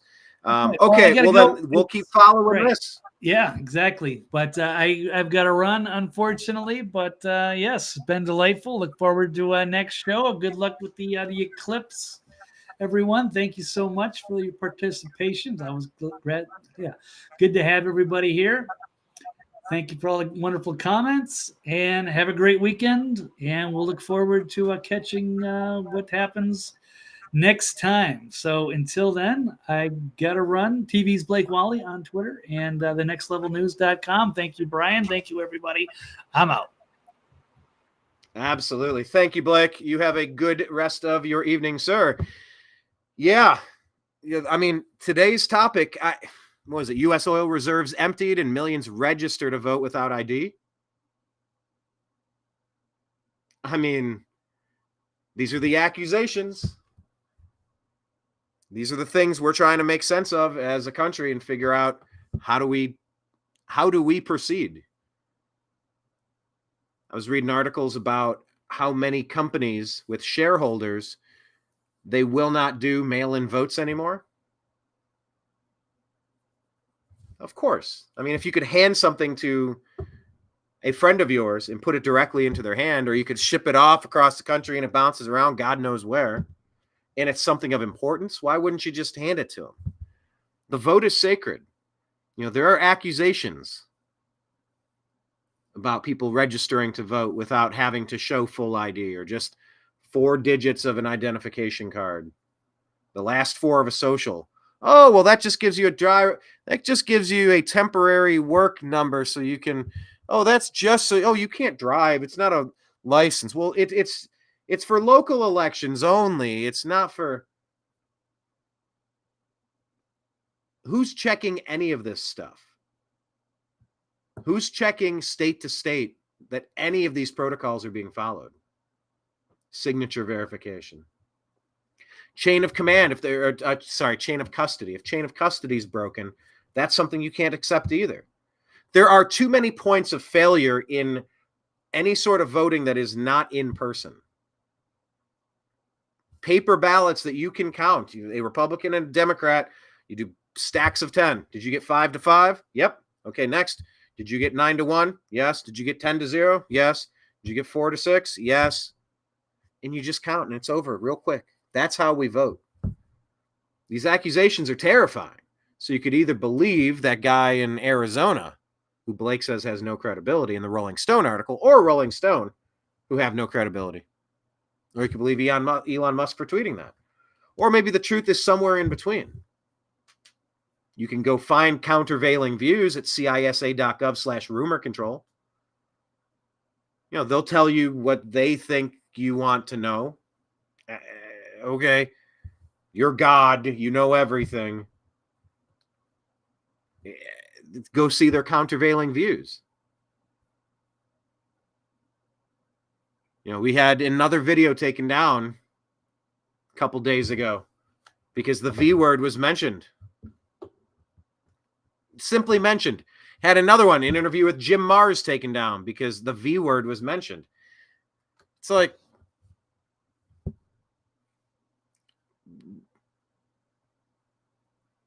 if we don't exercise and engage certain muscle sets, the bicep, if we're not actively engaging the muscle, it will atrophy. I had a knee surgery, and when I got home and started figuring out what my situation was, my thigh muscle had atrophied immensely, quickly. Just a couple of days of not using it. A couple of days, couple of weeks. Had to jump into physical therapy and knock it out. Bring it back. If we don't exercise the muscle of free speech, freedom of speech, having open conversations, you can go to cisa.gov/rumor control. You can go to who.int. You can go to cdc.gov. I have this on a damn ticker at the bottom of the screen at all times. It's there for a reason, so that it catches your eye and that you can go get some countervailing views to what we do at the New American Media. We're reporting on what Rolling Stone and Elon are talking about. Let's dig into the story, try to figure out some more information. But just having another YouTube video go down, it just reminded me that I'm going to once again ask you to follow the New American Media in other places. YouTube.com/@the-new-American-media. Please hit subscribe. It's 1,400 videos over 13 years. All of those videos are backed up on Odyssey, ODYSEE.com, I believe. So even the ones that YouTube has deleted, they made a duplicate copy. Now they're on Odyssey.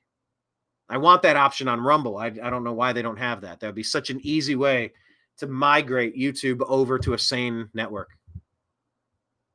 Kenneth rumbled. Thank you, Kenneth. Please rumble. Join us on Rumble, the new American media. Telegram is our backup to Facebook. Facebook pulled the most wonky stuff, disabling my personal account, disabling my company account. So you can follow us on Facebook. I encourage you to, because our private group, TNAM's The Agree to Disagree Show. I mean, we cover all the topics that end up on the live shows, the Tuesday, Thursday, 3 p.m. Eastern shows that we do here on the New American Media for the Agree to Disagree Show. But we cover these subjects and we hash them out on Facebook all day long. So TNAM''S, the Agree to Disagree Show. That's a private group. It'll say, how'd you find this private group? Say, Brian sent ya. Tell him the Sandman sent ya. And we also have a page on Facebook, The New American Media. The other meta product is Instagram. Find us at The New American Media. On X, we're at American_media_. On Truth Social, The New American Media. Subscribe to our podcast, please, on Spotify, The Agree to Disagree Show. Our homepage is thenewamericanmedia.com, soon to be getting a facelift. And if you like what we're doing and you would like to support what we're doing, patreon.com/thenewamericanmedia. You can link up with us right there. And you can do like the $5 a month thing or the $15 a month, or maybe it's $100 a month, or maybe $10,000 a month. If you'd like to help with the operations, I'll tell you, I've been in the middle of toward the end of doing corporate taxes and corporate filings and closing in one state and opening in another state. And then there's websites, and then there's web hosting for running on the leanest possible payroll imaginable. The expenses are significant. So if you like what we're doing and there's any way you could sign up to chip in a cup of coffee or Netflix or $100 a month and really help us out, patreon.com/thenewamericanmedia. We certainly appreciate that. Oh, doggone it, Kenneth is asking for Venmo. You know, I do have a Venmo. I don't know. Let me check something on the air. You ask me every time, and it's been on my to-do list. I apologize. I haven't gotten around to it because I don't really use it. But if you wanted to send something on Venmo, just for now, it's at my name, at Brian Engelman.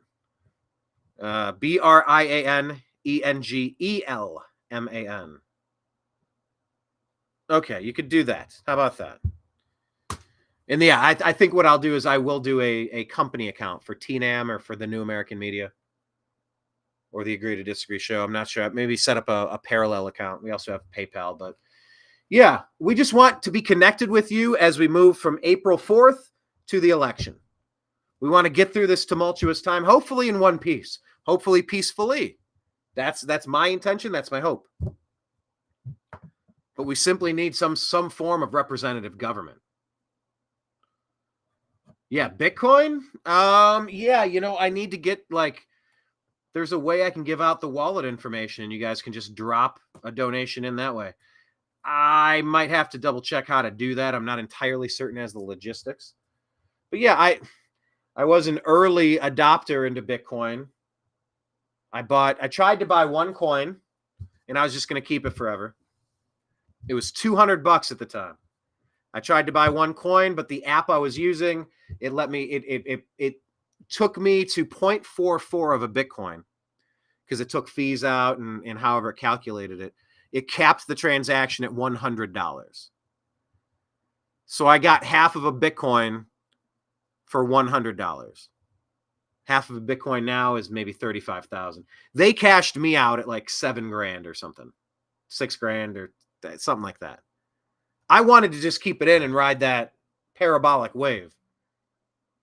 Anyway, I've invested some more in a little bit here, a little bit there. And it's done okay. It's just like, I tried to buy a couple of coins early. I just didn't know how to do it. Then I tried to buy one once I figured it out, but then it glitched. Otherwise I'd be sitting on a few Bitcoin right now. That'd be awesome.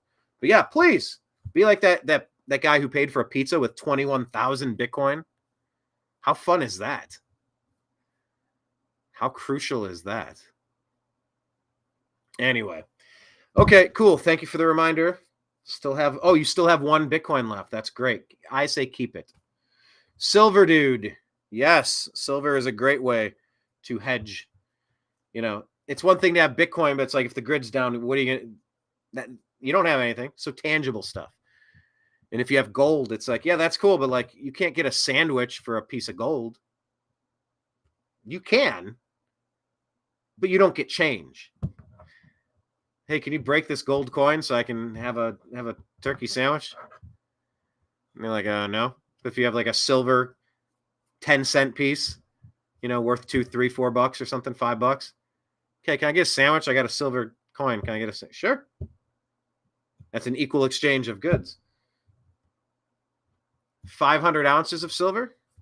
What is silver at? 20 silver spot price. Is this taking me to an ad? I just want to see the. What was the page I used to go to? Coinflation.com. Silver is now at $27 an ounce. Platinum and palladium around 1,000. Gold at 2,300. Yeah, I really wish those limiting factors on silver would get lifted. I would really like to see that. Been hearing for years that that's the way to go.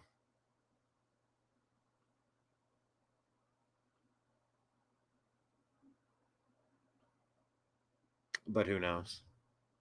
Yeah, gold and silver. I think that it's crucial that we prepare for any sort of circumstance. I was on the air on Tuesday, and we had inclement weather tearing through. There was a big storm cell, caused 5 tornadoes, ripped roofs off, lots of damage. I actually had to kind of go hunker down in the basement for a little while. And you know, I think it's important that we're prepared for all sorts of scenarios. It really does. If the current administration was actively trying to destroy the United States, I don't know what they would be doing differently than they're doing right now. You could say the same about Congress, potentially. How do we end up at a point where our debt payments, like, what do they call that in gambling? The juice? The juice is the interest rate, the interest payments. The VIG, what's the VIG? All sorts of stuff. Yeah.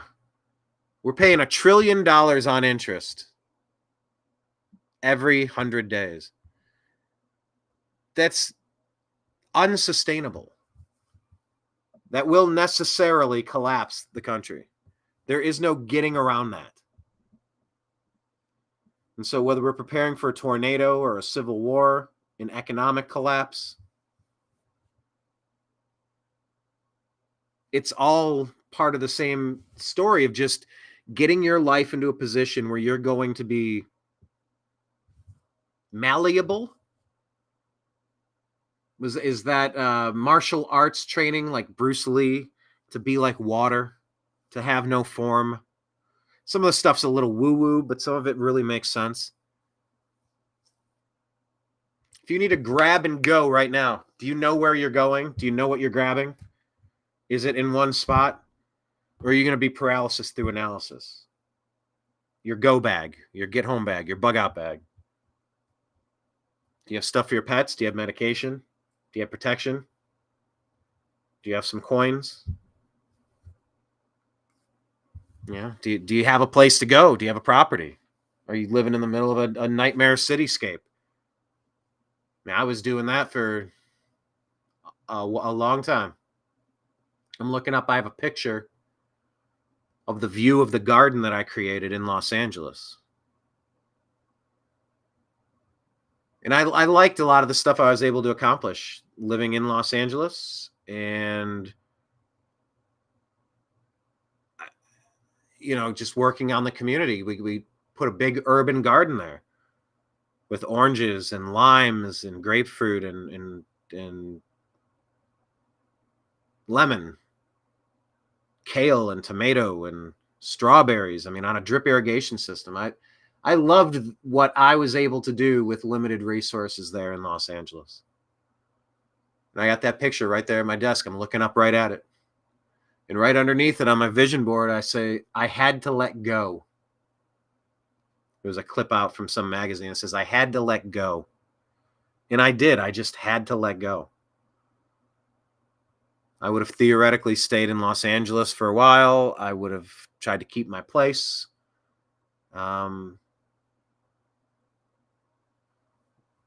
But, you know, California, oh, God, I didn't even get to that story. Wasn't there one more story? Oh, my God, I think there was one more story. There was, but it didn't make its way on here. Oh, I had words on this one. What was this one?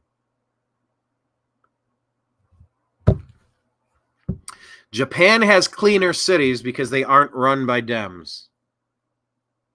Did you hear that one?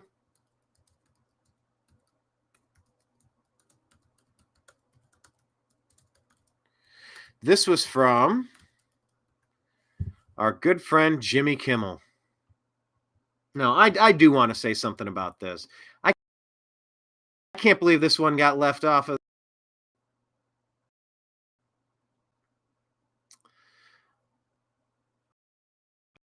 Back. I don't know off the tape. If U.S. says Jimmy Kimmel, he compares Lou's in Japan to Jennifer Garner's teeth.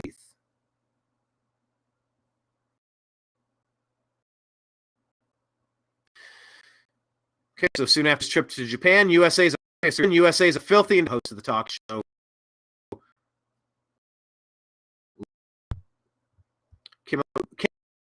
Kimmel was on a 7-day family panel where he claims to have witnessed the Asian country's high standards of hygiene. However, his praise for Japan is showing a severe criticism of the United States. It shows views about the cleanliness in his country, Japan, to hospitals. Kimmel said even bathrooms in Japanese cities are cleaner. After his visit, Kimmel said he realized that the U.S.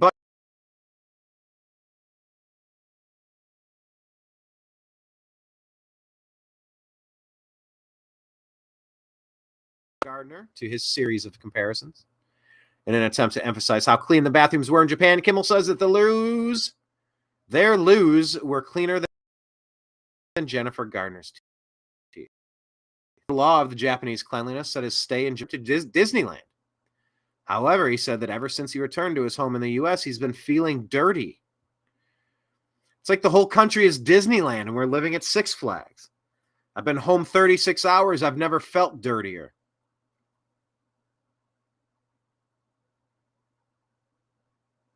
What is this? Netizens. Oh, God. I thought it was Nietzsche. Netizens. What is even that word? Citizens? Hit out at Kimmel saying that the country Japan doesn't have immigration and that maybe diversity is not America's strength. Japan has a very strict immigration. 99% of the country is Japanese. User said. Another user said, get Rollins for starters, you trash bag. Stop voting Democrats. These are their politics. Said another viewer. Okay, my blue snowball microphone restarted unexpectedly again. But I would like to say this. That place that I lived in Los Angeles was a bit of a nightmare. It was very challenging trying to focus on any aspect of my day-to-day life without having to incorporate the craziness around. That area where I put in that drip irrigation system, that garden, that has laundry lines on it. It's like an asphalt rectangle, if you will, in between two buildings. behind the building, connecting in between the two laundry rooms and then the carports on other sides. Shared the space. We had to gate the area in because random nutballs were going back there, dragging dirty mattresses. Going back there and dropping street signs covered with gang graffiti.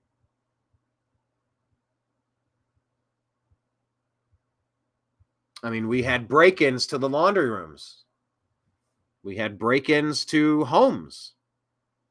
We had cars lit on fire. We had shots fired in the street. We had fist fights in the street, multiple. We had pit bull attacks on the sidewalk. We had more burning cars. We had a tent at the end of the street where a transvestite was turning tricks at the property adjacent to an elementary school. We had an entire homeless encampment down that alley that during cleanup, it made one of the local officials so sick he had to semi-retire from the police force. I don't know what type of medieval disease he caught helping evict these people and cleaning up the trash.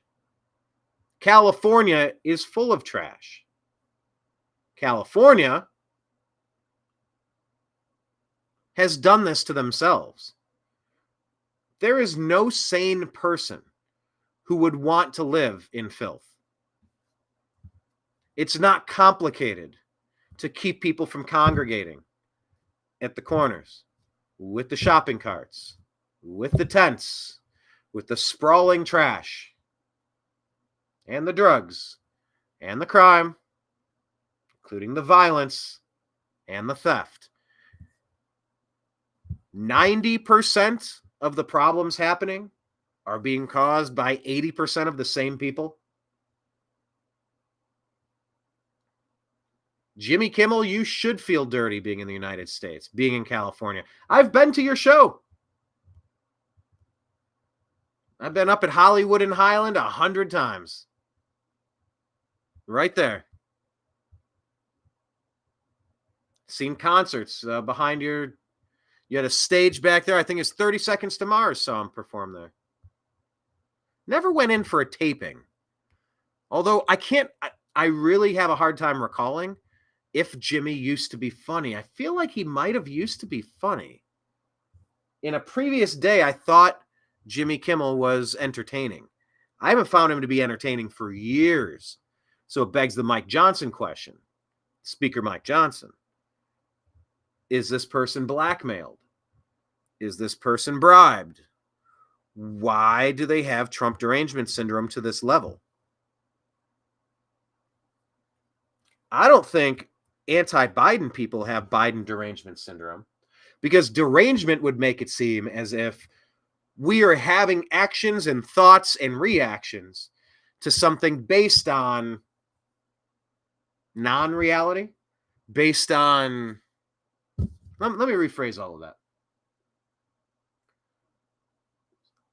A lot of the TDS suffering people have been brainwashed and manipulated by teachers, by spouses, significant others, by websites, by lying legacy media, and of course by intelligence officials who lie and tell you that this is not what it really is.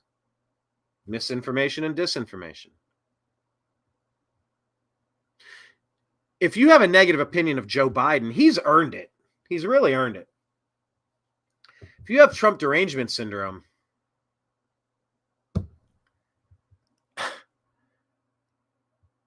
you're approaching reality from a place that doesn't exist. And I'm convinced a lot of the people that push the hardest and loudest in the media, these are people who are working for powers that be. They're being directed. This is what I wish you to see. Jimmy Kimmel hasn't been entertaining for years now, but he's pushing the ABC, ESPN, Disney agenda. Sage Steele, of course, comes out and says, I interviewed Biden and it was the scriptedest, most insincere thing I've ever done. It was a joke. She felt dirty doing it. So if you have a negative impression about Biden, I think he's earned it. Like you clearly get it. But when we actually had a decent president in this country running things, we did not have a potential world war in Ukraine, Russia. We did not have a potential world war in Gaza with those idiots from Hamas going in and killing 1,100 people, sparking a potential World War III over there. And we're still keeping an eye on Taiwan. Off the coast of China right there by Hong Kong. Shanghai. Pretty close to Japan, Jimmy Kimmel. I liked that the world had some sort of stability under President Trump. We've had the opposite, and we are so... You couldn't wreck California anymore if you tried to. Jimmy, you're onto something. It was so bad with the drugs and the crime and the violence. I mean, we had to leave Los Angeles. I didn't want to, but I had to. On a note card that I wrote for myself, and I looked at it every day. I can't remember where I hung it. Maybe I taped it to the mirror in the bathroom for when I was brushing my teeth, or maybe I had it in my office, but it's right next to the picture of the garden, the urban garden that I created. It says, "I'm not comfortable living here anymore. I want to focus on packing and leaving above all else." That's what it says on the note card. Here, let me grab it. There.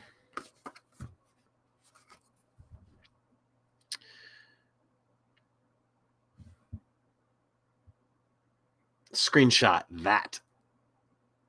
That was my experience with California, Jimmy Kimmel. How anybody could support the Democrat Party, it's beyond me.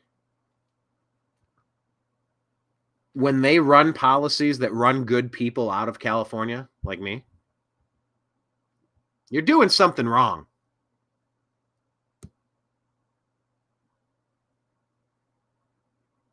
And you should feel disgusted walking down Hollywood Boulevard, driving past the filth and the homeless encampments.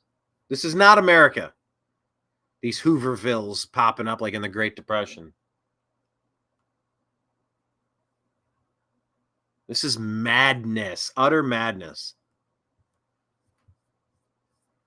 So, I mean, Jimmy Kimmel kind of going at it and saying he was disgusted being home. Well, maybe you earned it. Maybe you're onto something and you should break free from that mental plantation that you feel so trapped on. Or are you super compromised, Jimmy? I don't know. But it would be very easy to fix California. Very easy. I mean, didn't DeSantis just get rid of squatters' rights? You just pass a new law? Like, you don't need to drag any of this stuff out. Just quickly, just get it done. I don't know what their plan is. The same people arrested 20 times in the neighborhood. And they will not keep the crazy, violent people away from the rest of us. Just trying to throw the football in our yard, trying to do some gardening, trying to work on our car, trying to watch a movie, trying to walk the dog, just living a life, just living a basic life, just trying to get by. We all have the right, the God-given right, to go about our day unmolested. Ashley Biden. And going through your life unmolested, that is really the libertarian stance. I don't identify as conservative or liberal or Republican or Democrat. It's more along the line of libertarian. It's just people should be allowed to do what they do if it's not causing direct harm to somebody. You know, I called for Adam Schiff to be in jail for treason. Well, that's causing harm to the country. Trying to get rid of President Trump through lies and deceit. That's a coup. That's an overthrow. That's not politics as usual. Where would America be right now with energy independence if Trump was in office and had been for 3.5 years? Would we have 15 million people storming the border? I just don't think so. Now, would the blue cities in blue states still be backward? To a certain degree.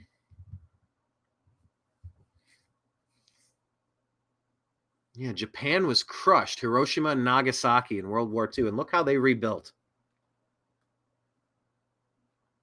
And you see what's going on in Lahaina, and you say, well, wait a minute, is this the plan all along? They just want to demolish and then rebuild in their image? Huh.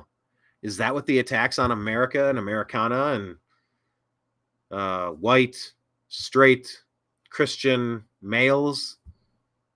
That's also white, straight, Christian females. That's also, there's certain groups that the Democrats and the deep state love to target for some reason. But should you feel disgusted being in the United States? You could be specific, Jimmy. Your office is right there on Hollywood Boulevard. I'm sure you're in and out in a limousine. I doubt there's very many days you just walking through the Hollywood and Highland Mall, going to Pacific Sunwear to pick up some cheap sunglasses. I doubt that's what you're doing. But what do I know? Maybe you are, but you got to be driving past it on the freeways to and from wherever you're going in your tinted windows of that SUV.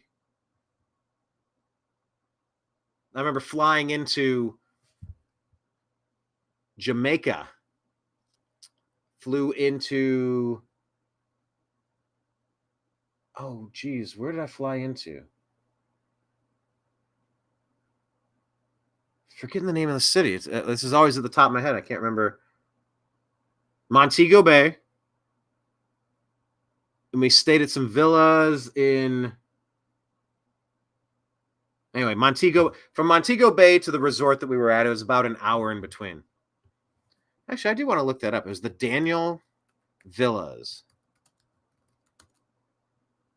Negril. There we are. Negril. Negril, Jamaica. That was an hour and 15, hour and a half, maybe. I'm trying to remember. God, it could have been 2 hours. I don't think so, but maybe hour and a half, we'll call it. So 90 minutes from Montego Bay, where the plane landed, into Negril, Jamaica. You want to know the filth that we saw? I mean, in many places, these were very bad roads. Dirt roads, even. And you saw a complete lack of middle class. We were in some sort of a shuttle. You can imagine a type of shuttle, a commercial endeavor, a commercial vehicle. The only people we went past, there weren't a lot of, Ford, Chevy, Toyota, Honda. These were like BMWs, Lexus, Mercedes. These were high-end vehicles or no vehicles and transportation vehicles. Maybe a couple of jalopies riding around on 4 donuts of unequal size. But the stuff we passed, I mean, these were kids, barefoot kids walking on the dirt sides of the roads, balancing a basket of something on their head. Goats and chickens just running around haphazardly. I mean, it's not too far off in Los Angeles with what you're seeing, these homeless encampments. I mean, there was literally a guy when I was living out there, a guy and a girl. They just set up a tent in between 2 property yards and just threw up a tent like they were going to be able to stay there. They were evicted. But like eviction turned into a huge process. They don't want to. Oh no, we're not allowed to tell them to keep it moving. No, we can't take the criminally insane and put them behind bars. No, we can't take the mentally disturbed individuals and put them in a treatment facilities. No, they're just gonna be your new permanent neighbors yelling stuff at you maybe throwing things or hitting or kicking or using a weapon on you as you walk past. Because that's happened. I had a crazy lady walk in when we were having breakfast, late breakfast, early lunch. My dad was in town. And this big lady came in and just started yelling, and it was very uncomfortable. Right in the middle of lunch, of breakfast. And it's this crazy lady that they cannot get anyone to take off the streets. Oh, that's inhumane. No. Living on the streets is inhumane. Get this person some help. Get them some treatment.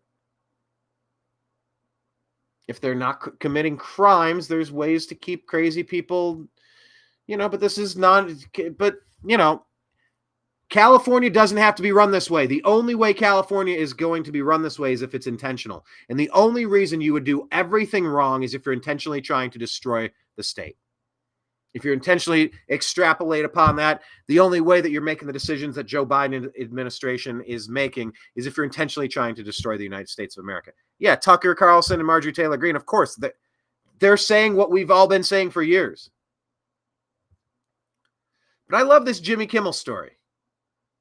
I hope this has legs. Because you've seen people even like Anna Kasparian of the Young Turks starting to come around. You've seen Stephen A. Smith start to come around.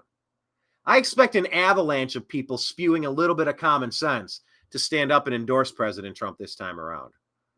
Hopefully so much that he wins all 50 states and there's no amount of cheating that can allow another 4 years of this train wreck. This whole voting system has to be corrected.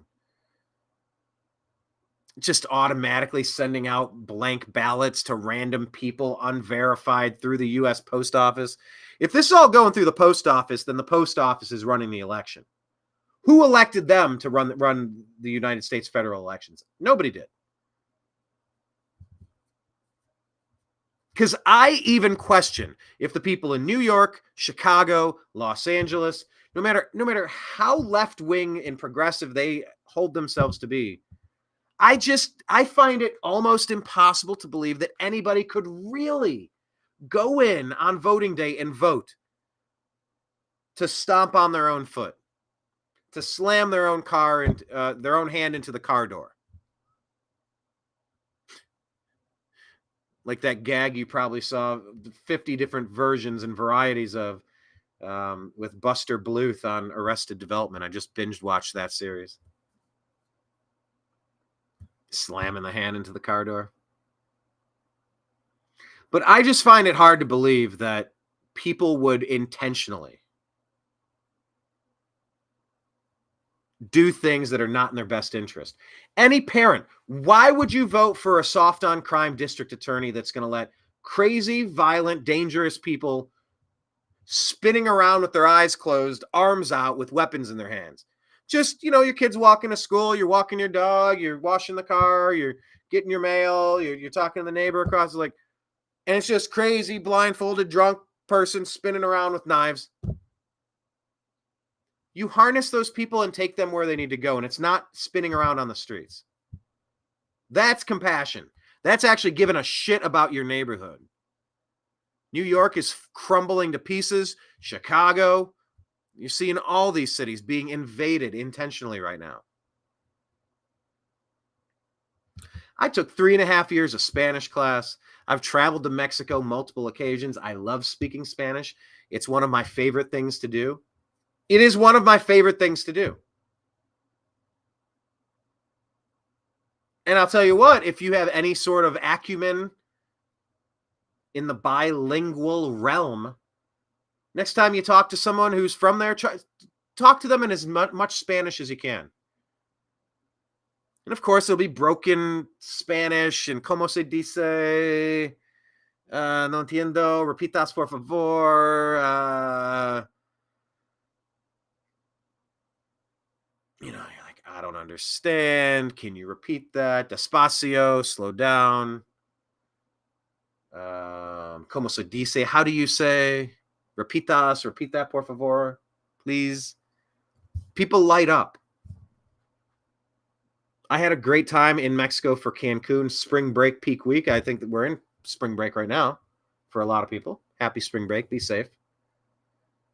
Several of my friends did not make it back safe.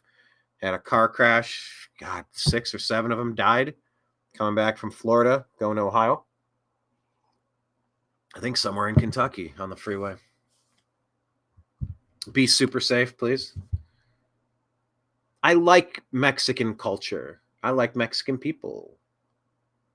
You know, that's the thing, though. This invasion is not about the state of Mexico. It is, because they're the ones who are supposed to be working with us, except when Biden's brain is broken and this is what he wants, there's no teeth to it. But you put Trump back in office, these people are going to start piling up in the Mexico side of the wall real fast. And that's when Mexico will be forced to do something about it. Central America, South America, Africa, like this massive forced migration, the faked political persecution. This is nuts. This is absolutely nuts. None of these people who've broken into the country have any voting rights in the United States. And I can't with certainty say that the safeguards are in place to protect the election, to protect the integrity of 2024. This pendulum has got to swing back to sanity. I've never lived through anything like this. There's been pockets of crazy, pockets of weird, pockets of strange, pockets of treason, pockets of what the actual, but nothing like the all-out assault that we've seen for the past few years.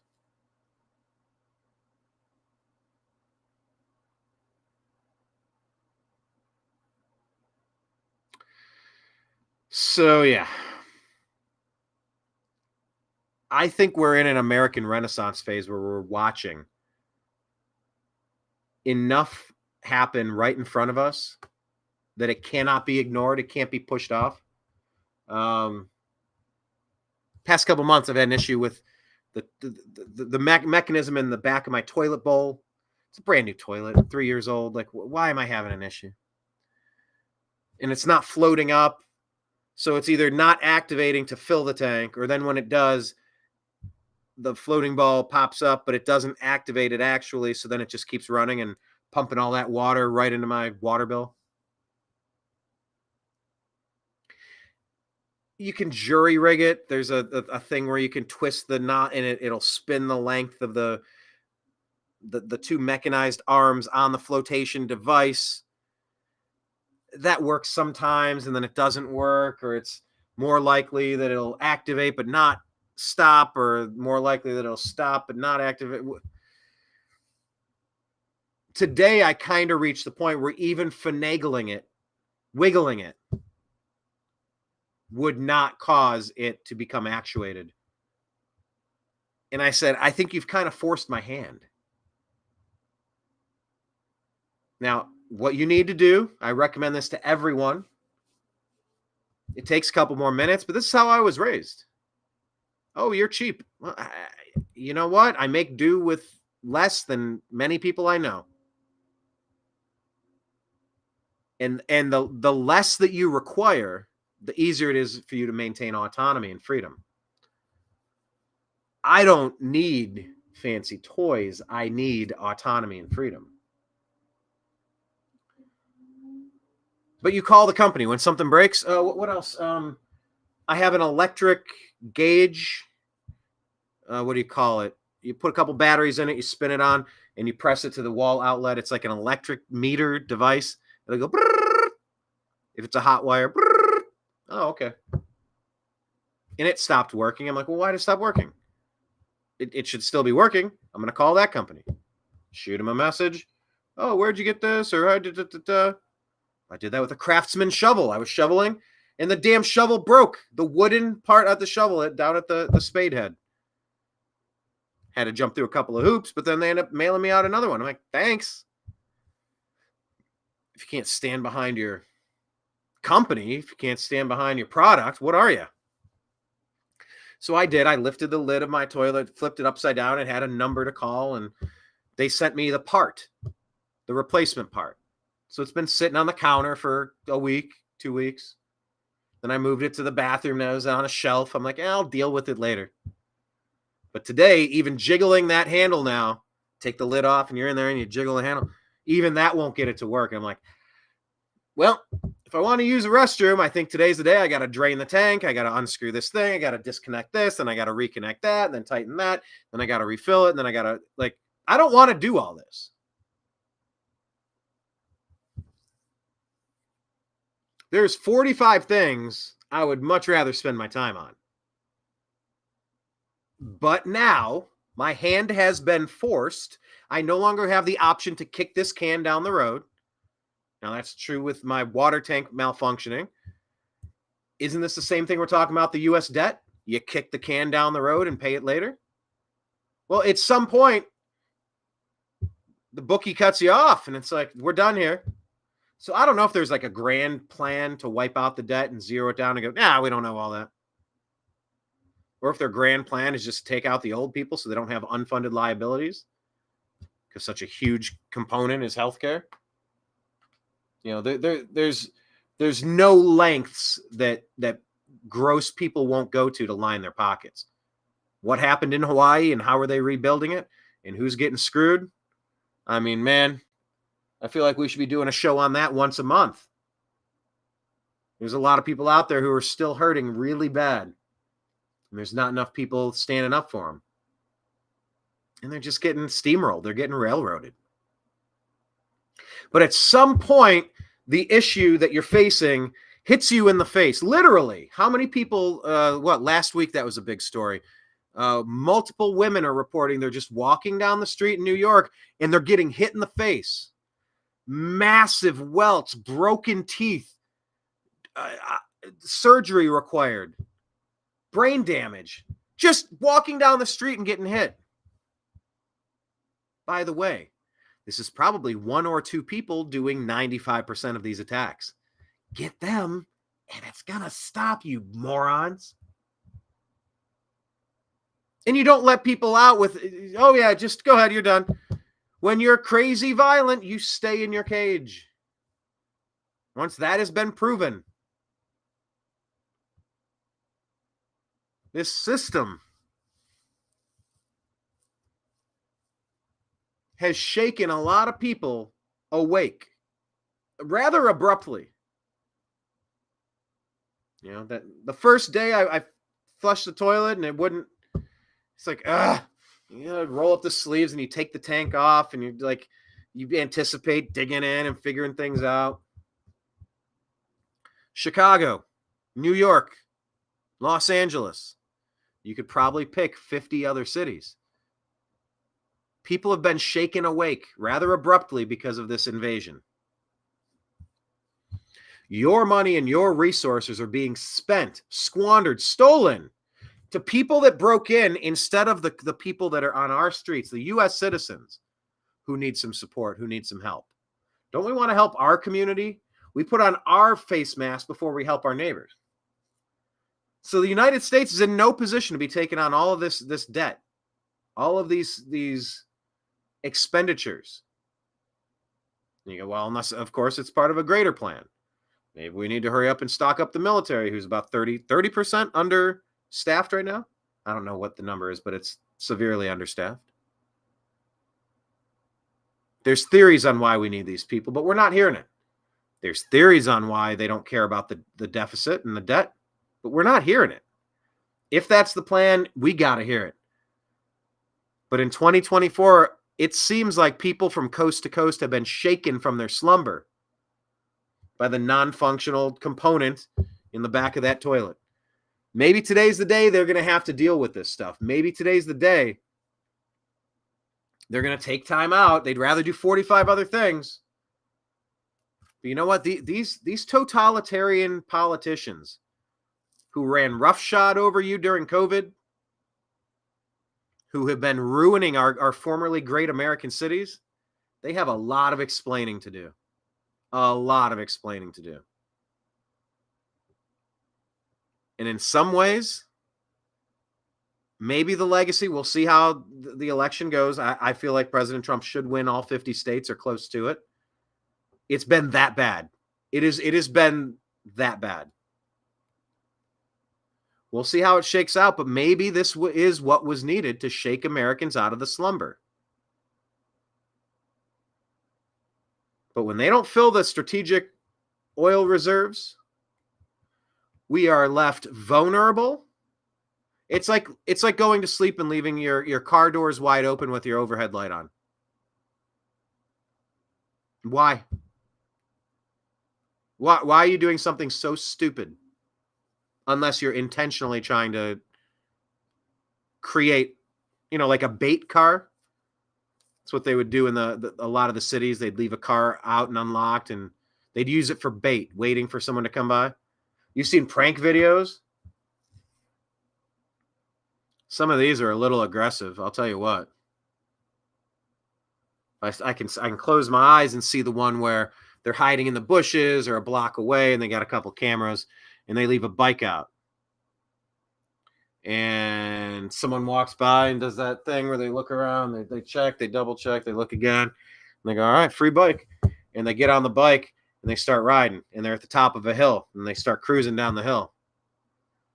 Well, they were looking over here to see if someone left their bike. They didn't look at the bike to see that a rope was tied to it. And they start careening down this hill, and then suddenly the rope is yanked, and the person flies off.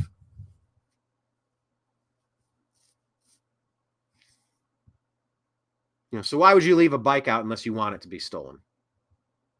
Why would you leave your country open unless you wanted it to be invaded? Why would you take the strategic oil reserves and empty them or significantly reduce them and then not immediately refill them? While we're on the you have a pointy stick and you are poking the Russian bear trying to get into an armed nuclear race in World War III because of when you overthrew Ukraine in 2014 with Victoria Nuland and Barack Obama and Joe Biden to take over Burisma and steal the energy reserves. That's the grand plan here. We're risking nuclear war, but we don't want to make sure that we are prepared to defend ourselves if need be. That sounds like an intentional act of sabotage, treason.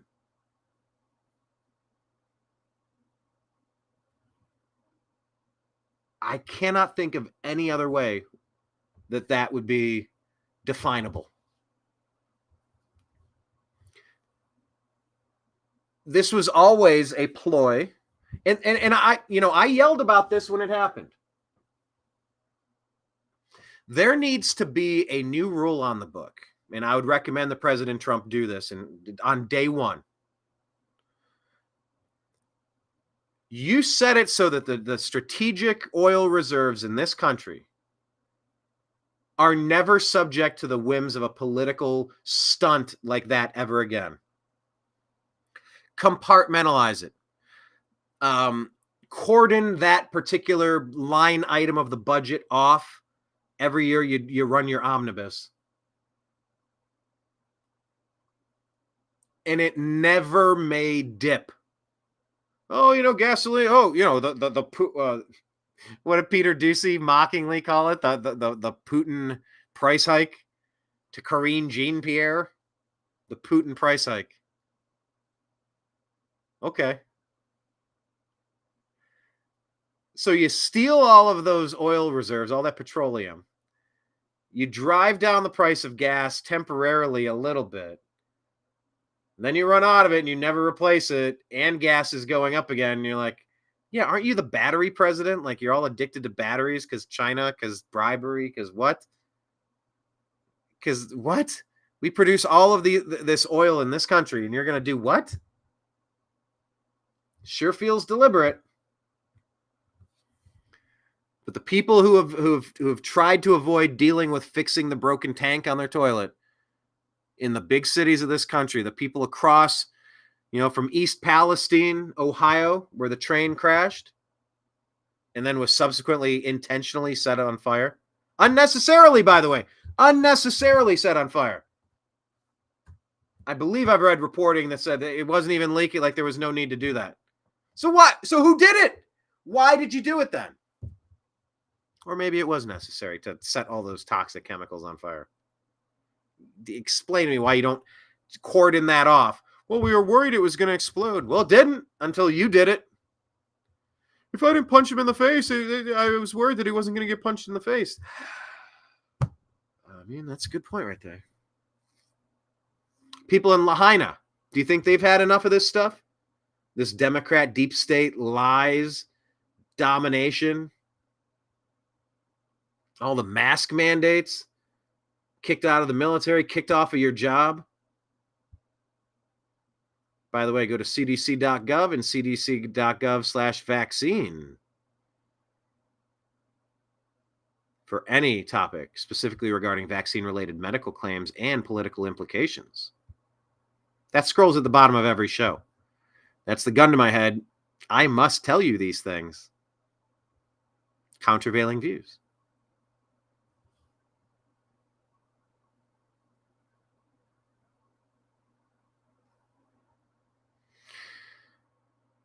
So yeah, Shovelgate. Yeah, Kenneth. No, it was a running gag in my family. My grandfather, Malcolm Homer Engelman, and I have his NASA badge hanging up over there. I don't remember. He was visiting and something about something, and he ended up writing the company. And there was a phrase that was used. He was unhappy with some product or something had happened. And there was a term that came out of that. You know what? I'm going to write him a nice stiff letter. I'm going to write him a nice stiff letter. And that's where, like, that was maybe the first time I realized, oh, okay, if you get something from a company that's unsatisfactory, let them know.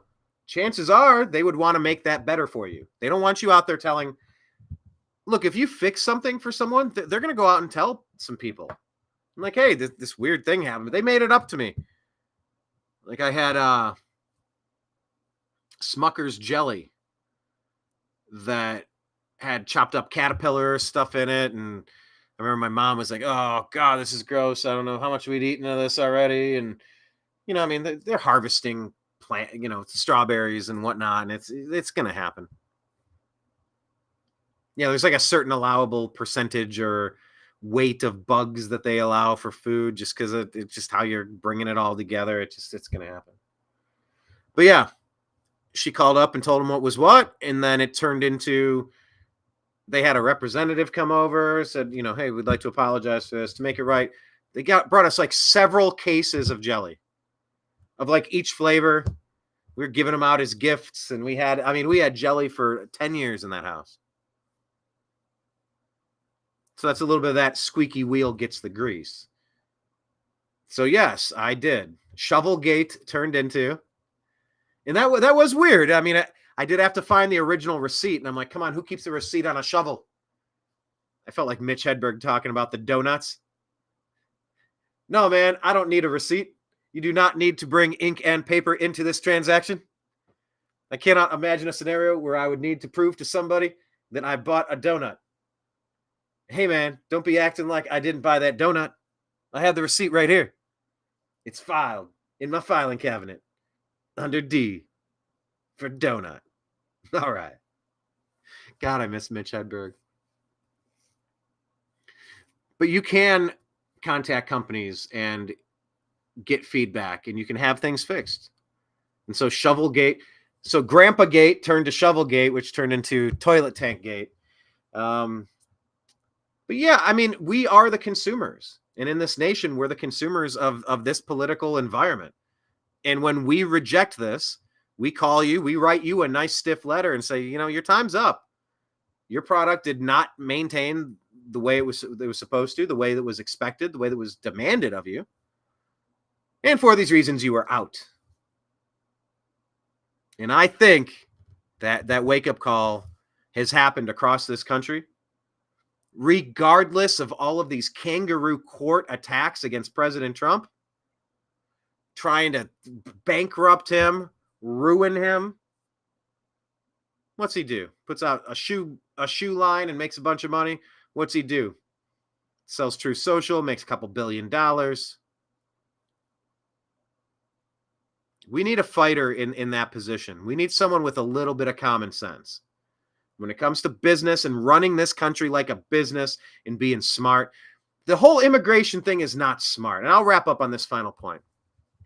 If I'm having a party and I invite some people over and a guest, we'll call that person, we'll call him Joe, for Joe Biden.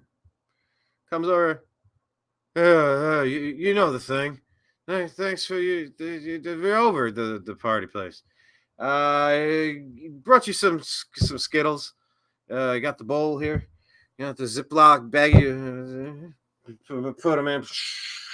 Put them in. I got the Skittles in there. I got to tell you, I'm serious. I'm serious. There are 5 Skittles in there that are poison. They'll kill you. And I'm serious. I'm being serious. 5 of those Skittles. Just 5 of those Skittles, man. You know the thing. It'll get you. It'll get you. Enjoy the party. That's all immigration is. You cannot let a pile of Skittles in without pulling out the poison. You know? Chinese nationals, gang members, criminal record, violence, drugs. These are ones that get weeded out. The people in this country, I mean, you've seen police officers, you've seen college kids, you've seen nursing students, all harmed by someone who should have been in a cage or not in this country to begin with. You must simply filter all of the known poison out before you can have any legitimate conversation about any sort of immigration. I love the Mexican culture. I love, there's so much to go see in this world. And I love those environments where I'm able to go down there and come back and then but I've never just like jumped into their country and then started demanding stuff. I've never attacked their police, getting handouts and staying in 4-star hotels for free. Like, I get why someone would want to take that vacation. But this is all unsustainable and unvoted on and unwelcome and unwanted, unrealistic, unfriendly, uncooperative, unsafe. It's unnecessary as far as I can understand. So this is what the country is having to make a decision on in the next couple of years. Next couple of months as we head into the election. And I just think we've had enough. When a long train of abuses, we've written nice stiff letters. Go on the Instagram page for the White House. Look how they get ratioed. Like 98-1. With 1 abstaining. I can math. So speak out while you can. This might be our last episode ever if the eclipse rolling through the night sky, the day sky turning at night rather, and CERN gets activated and we get bounced into some other, who knows what happens. If this is my last show, I just want to thank you for watching. I want to ask you to join us in all the places. Support us at patreon.com/thenewamericanmedia if you would like. Let's stay connected and just be prepared in your life. Be a little bit more like Bruce Lee, like water, fluid. Be ready to just have your ducks in a row. Have your important stuff ready in case you got to make a decision in 2 minutes. Grab something and go. Be ready to do that. And just be prepared. Level up, be careful, be safe, get to know some more of your neighbors. And get engaged in some of these politics. The only thing it takes for bad people to succeed in this world is for the good people to stand by and do nothing. Say nothing.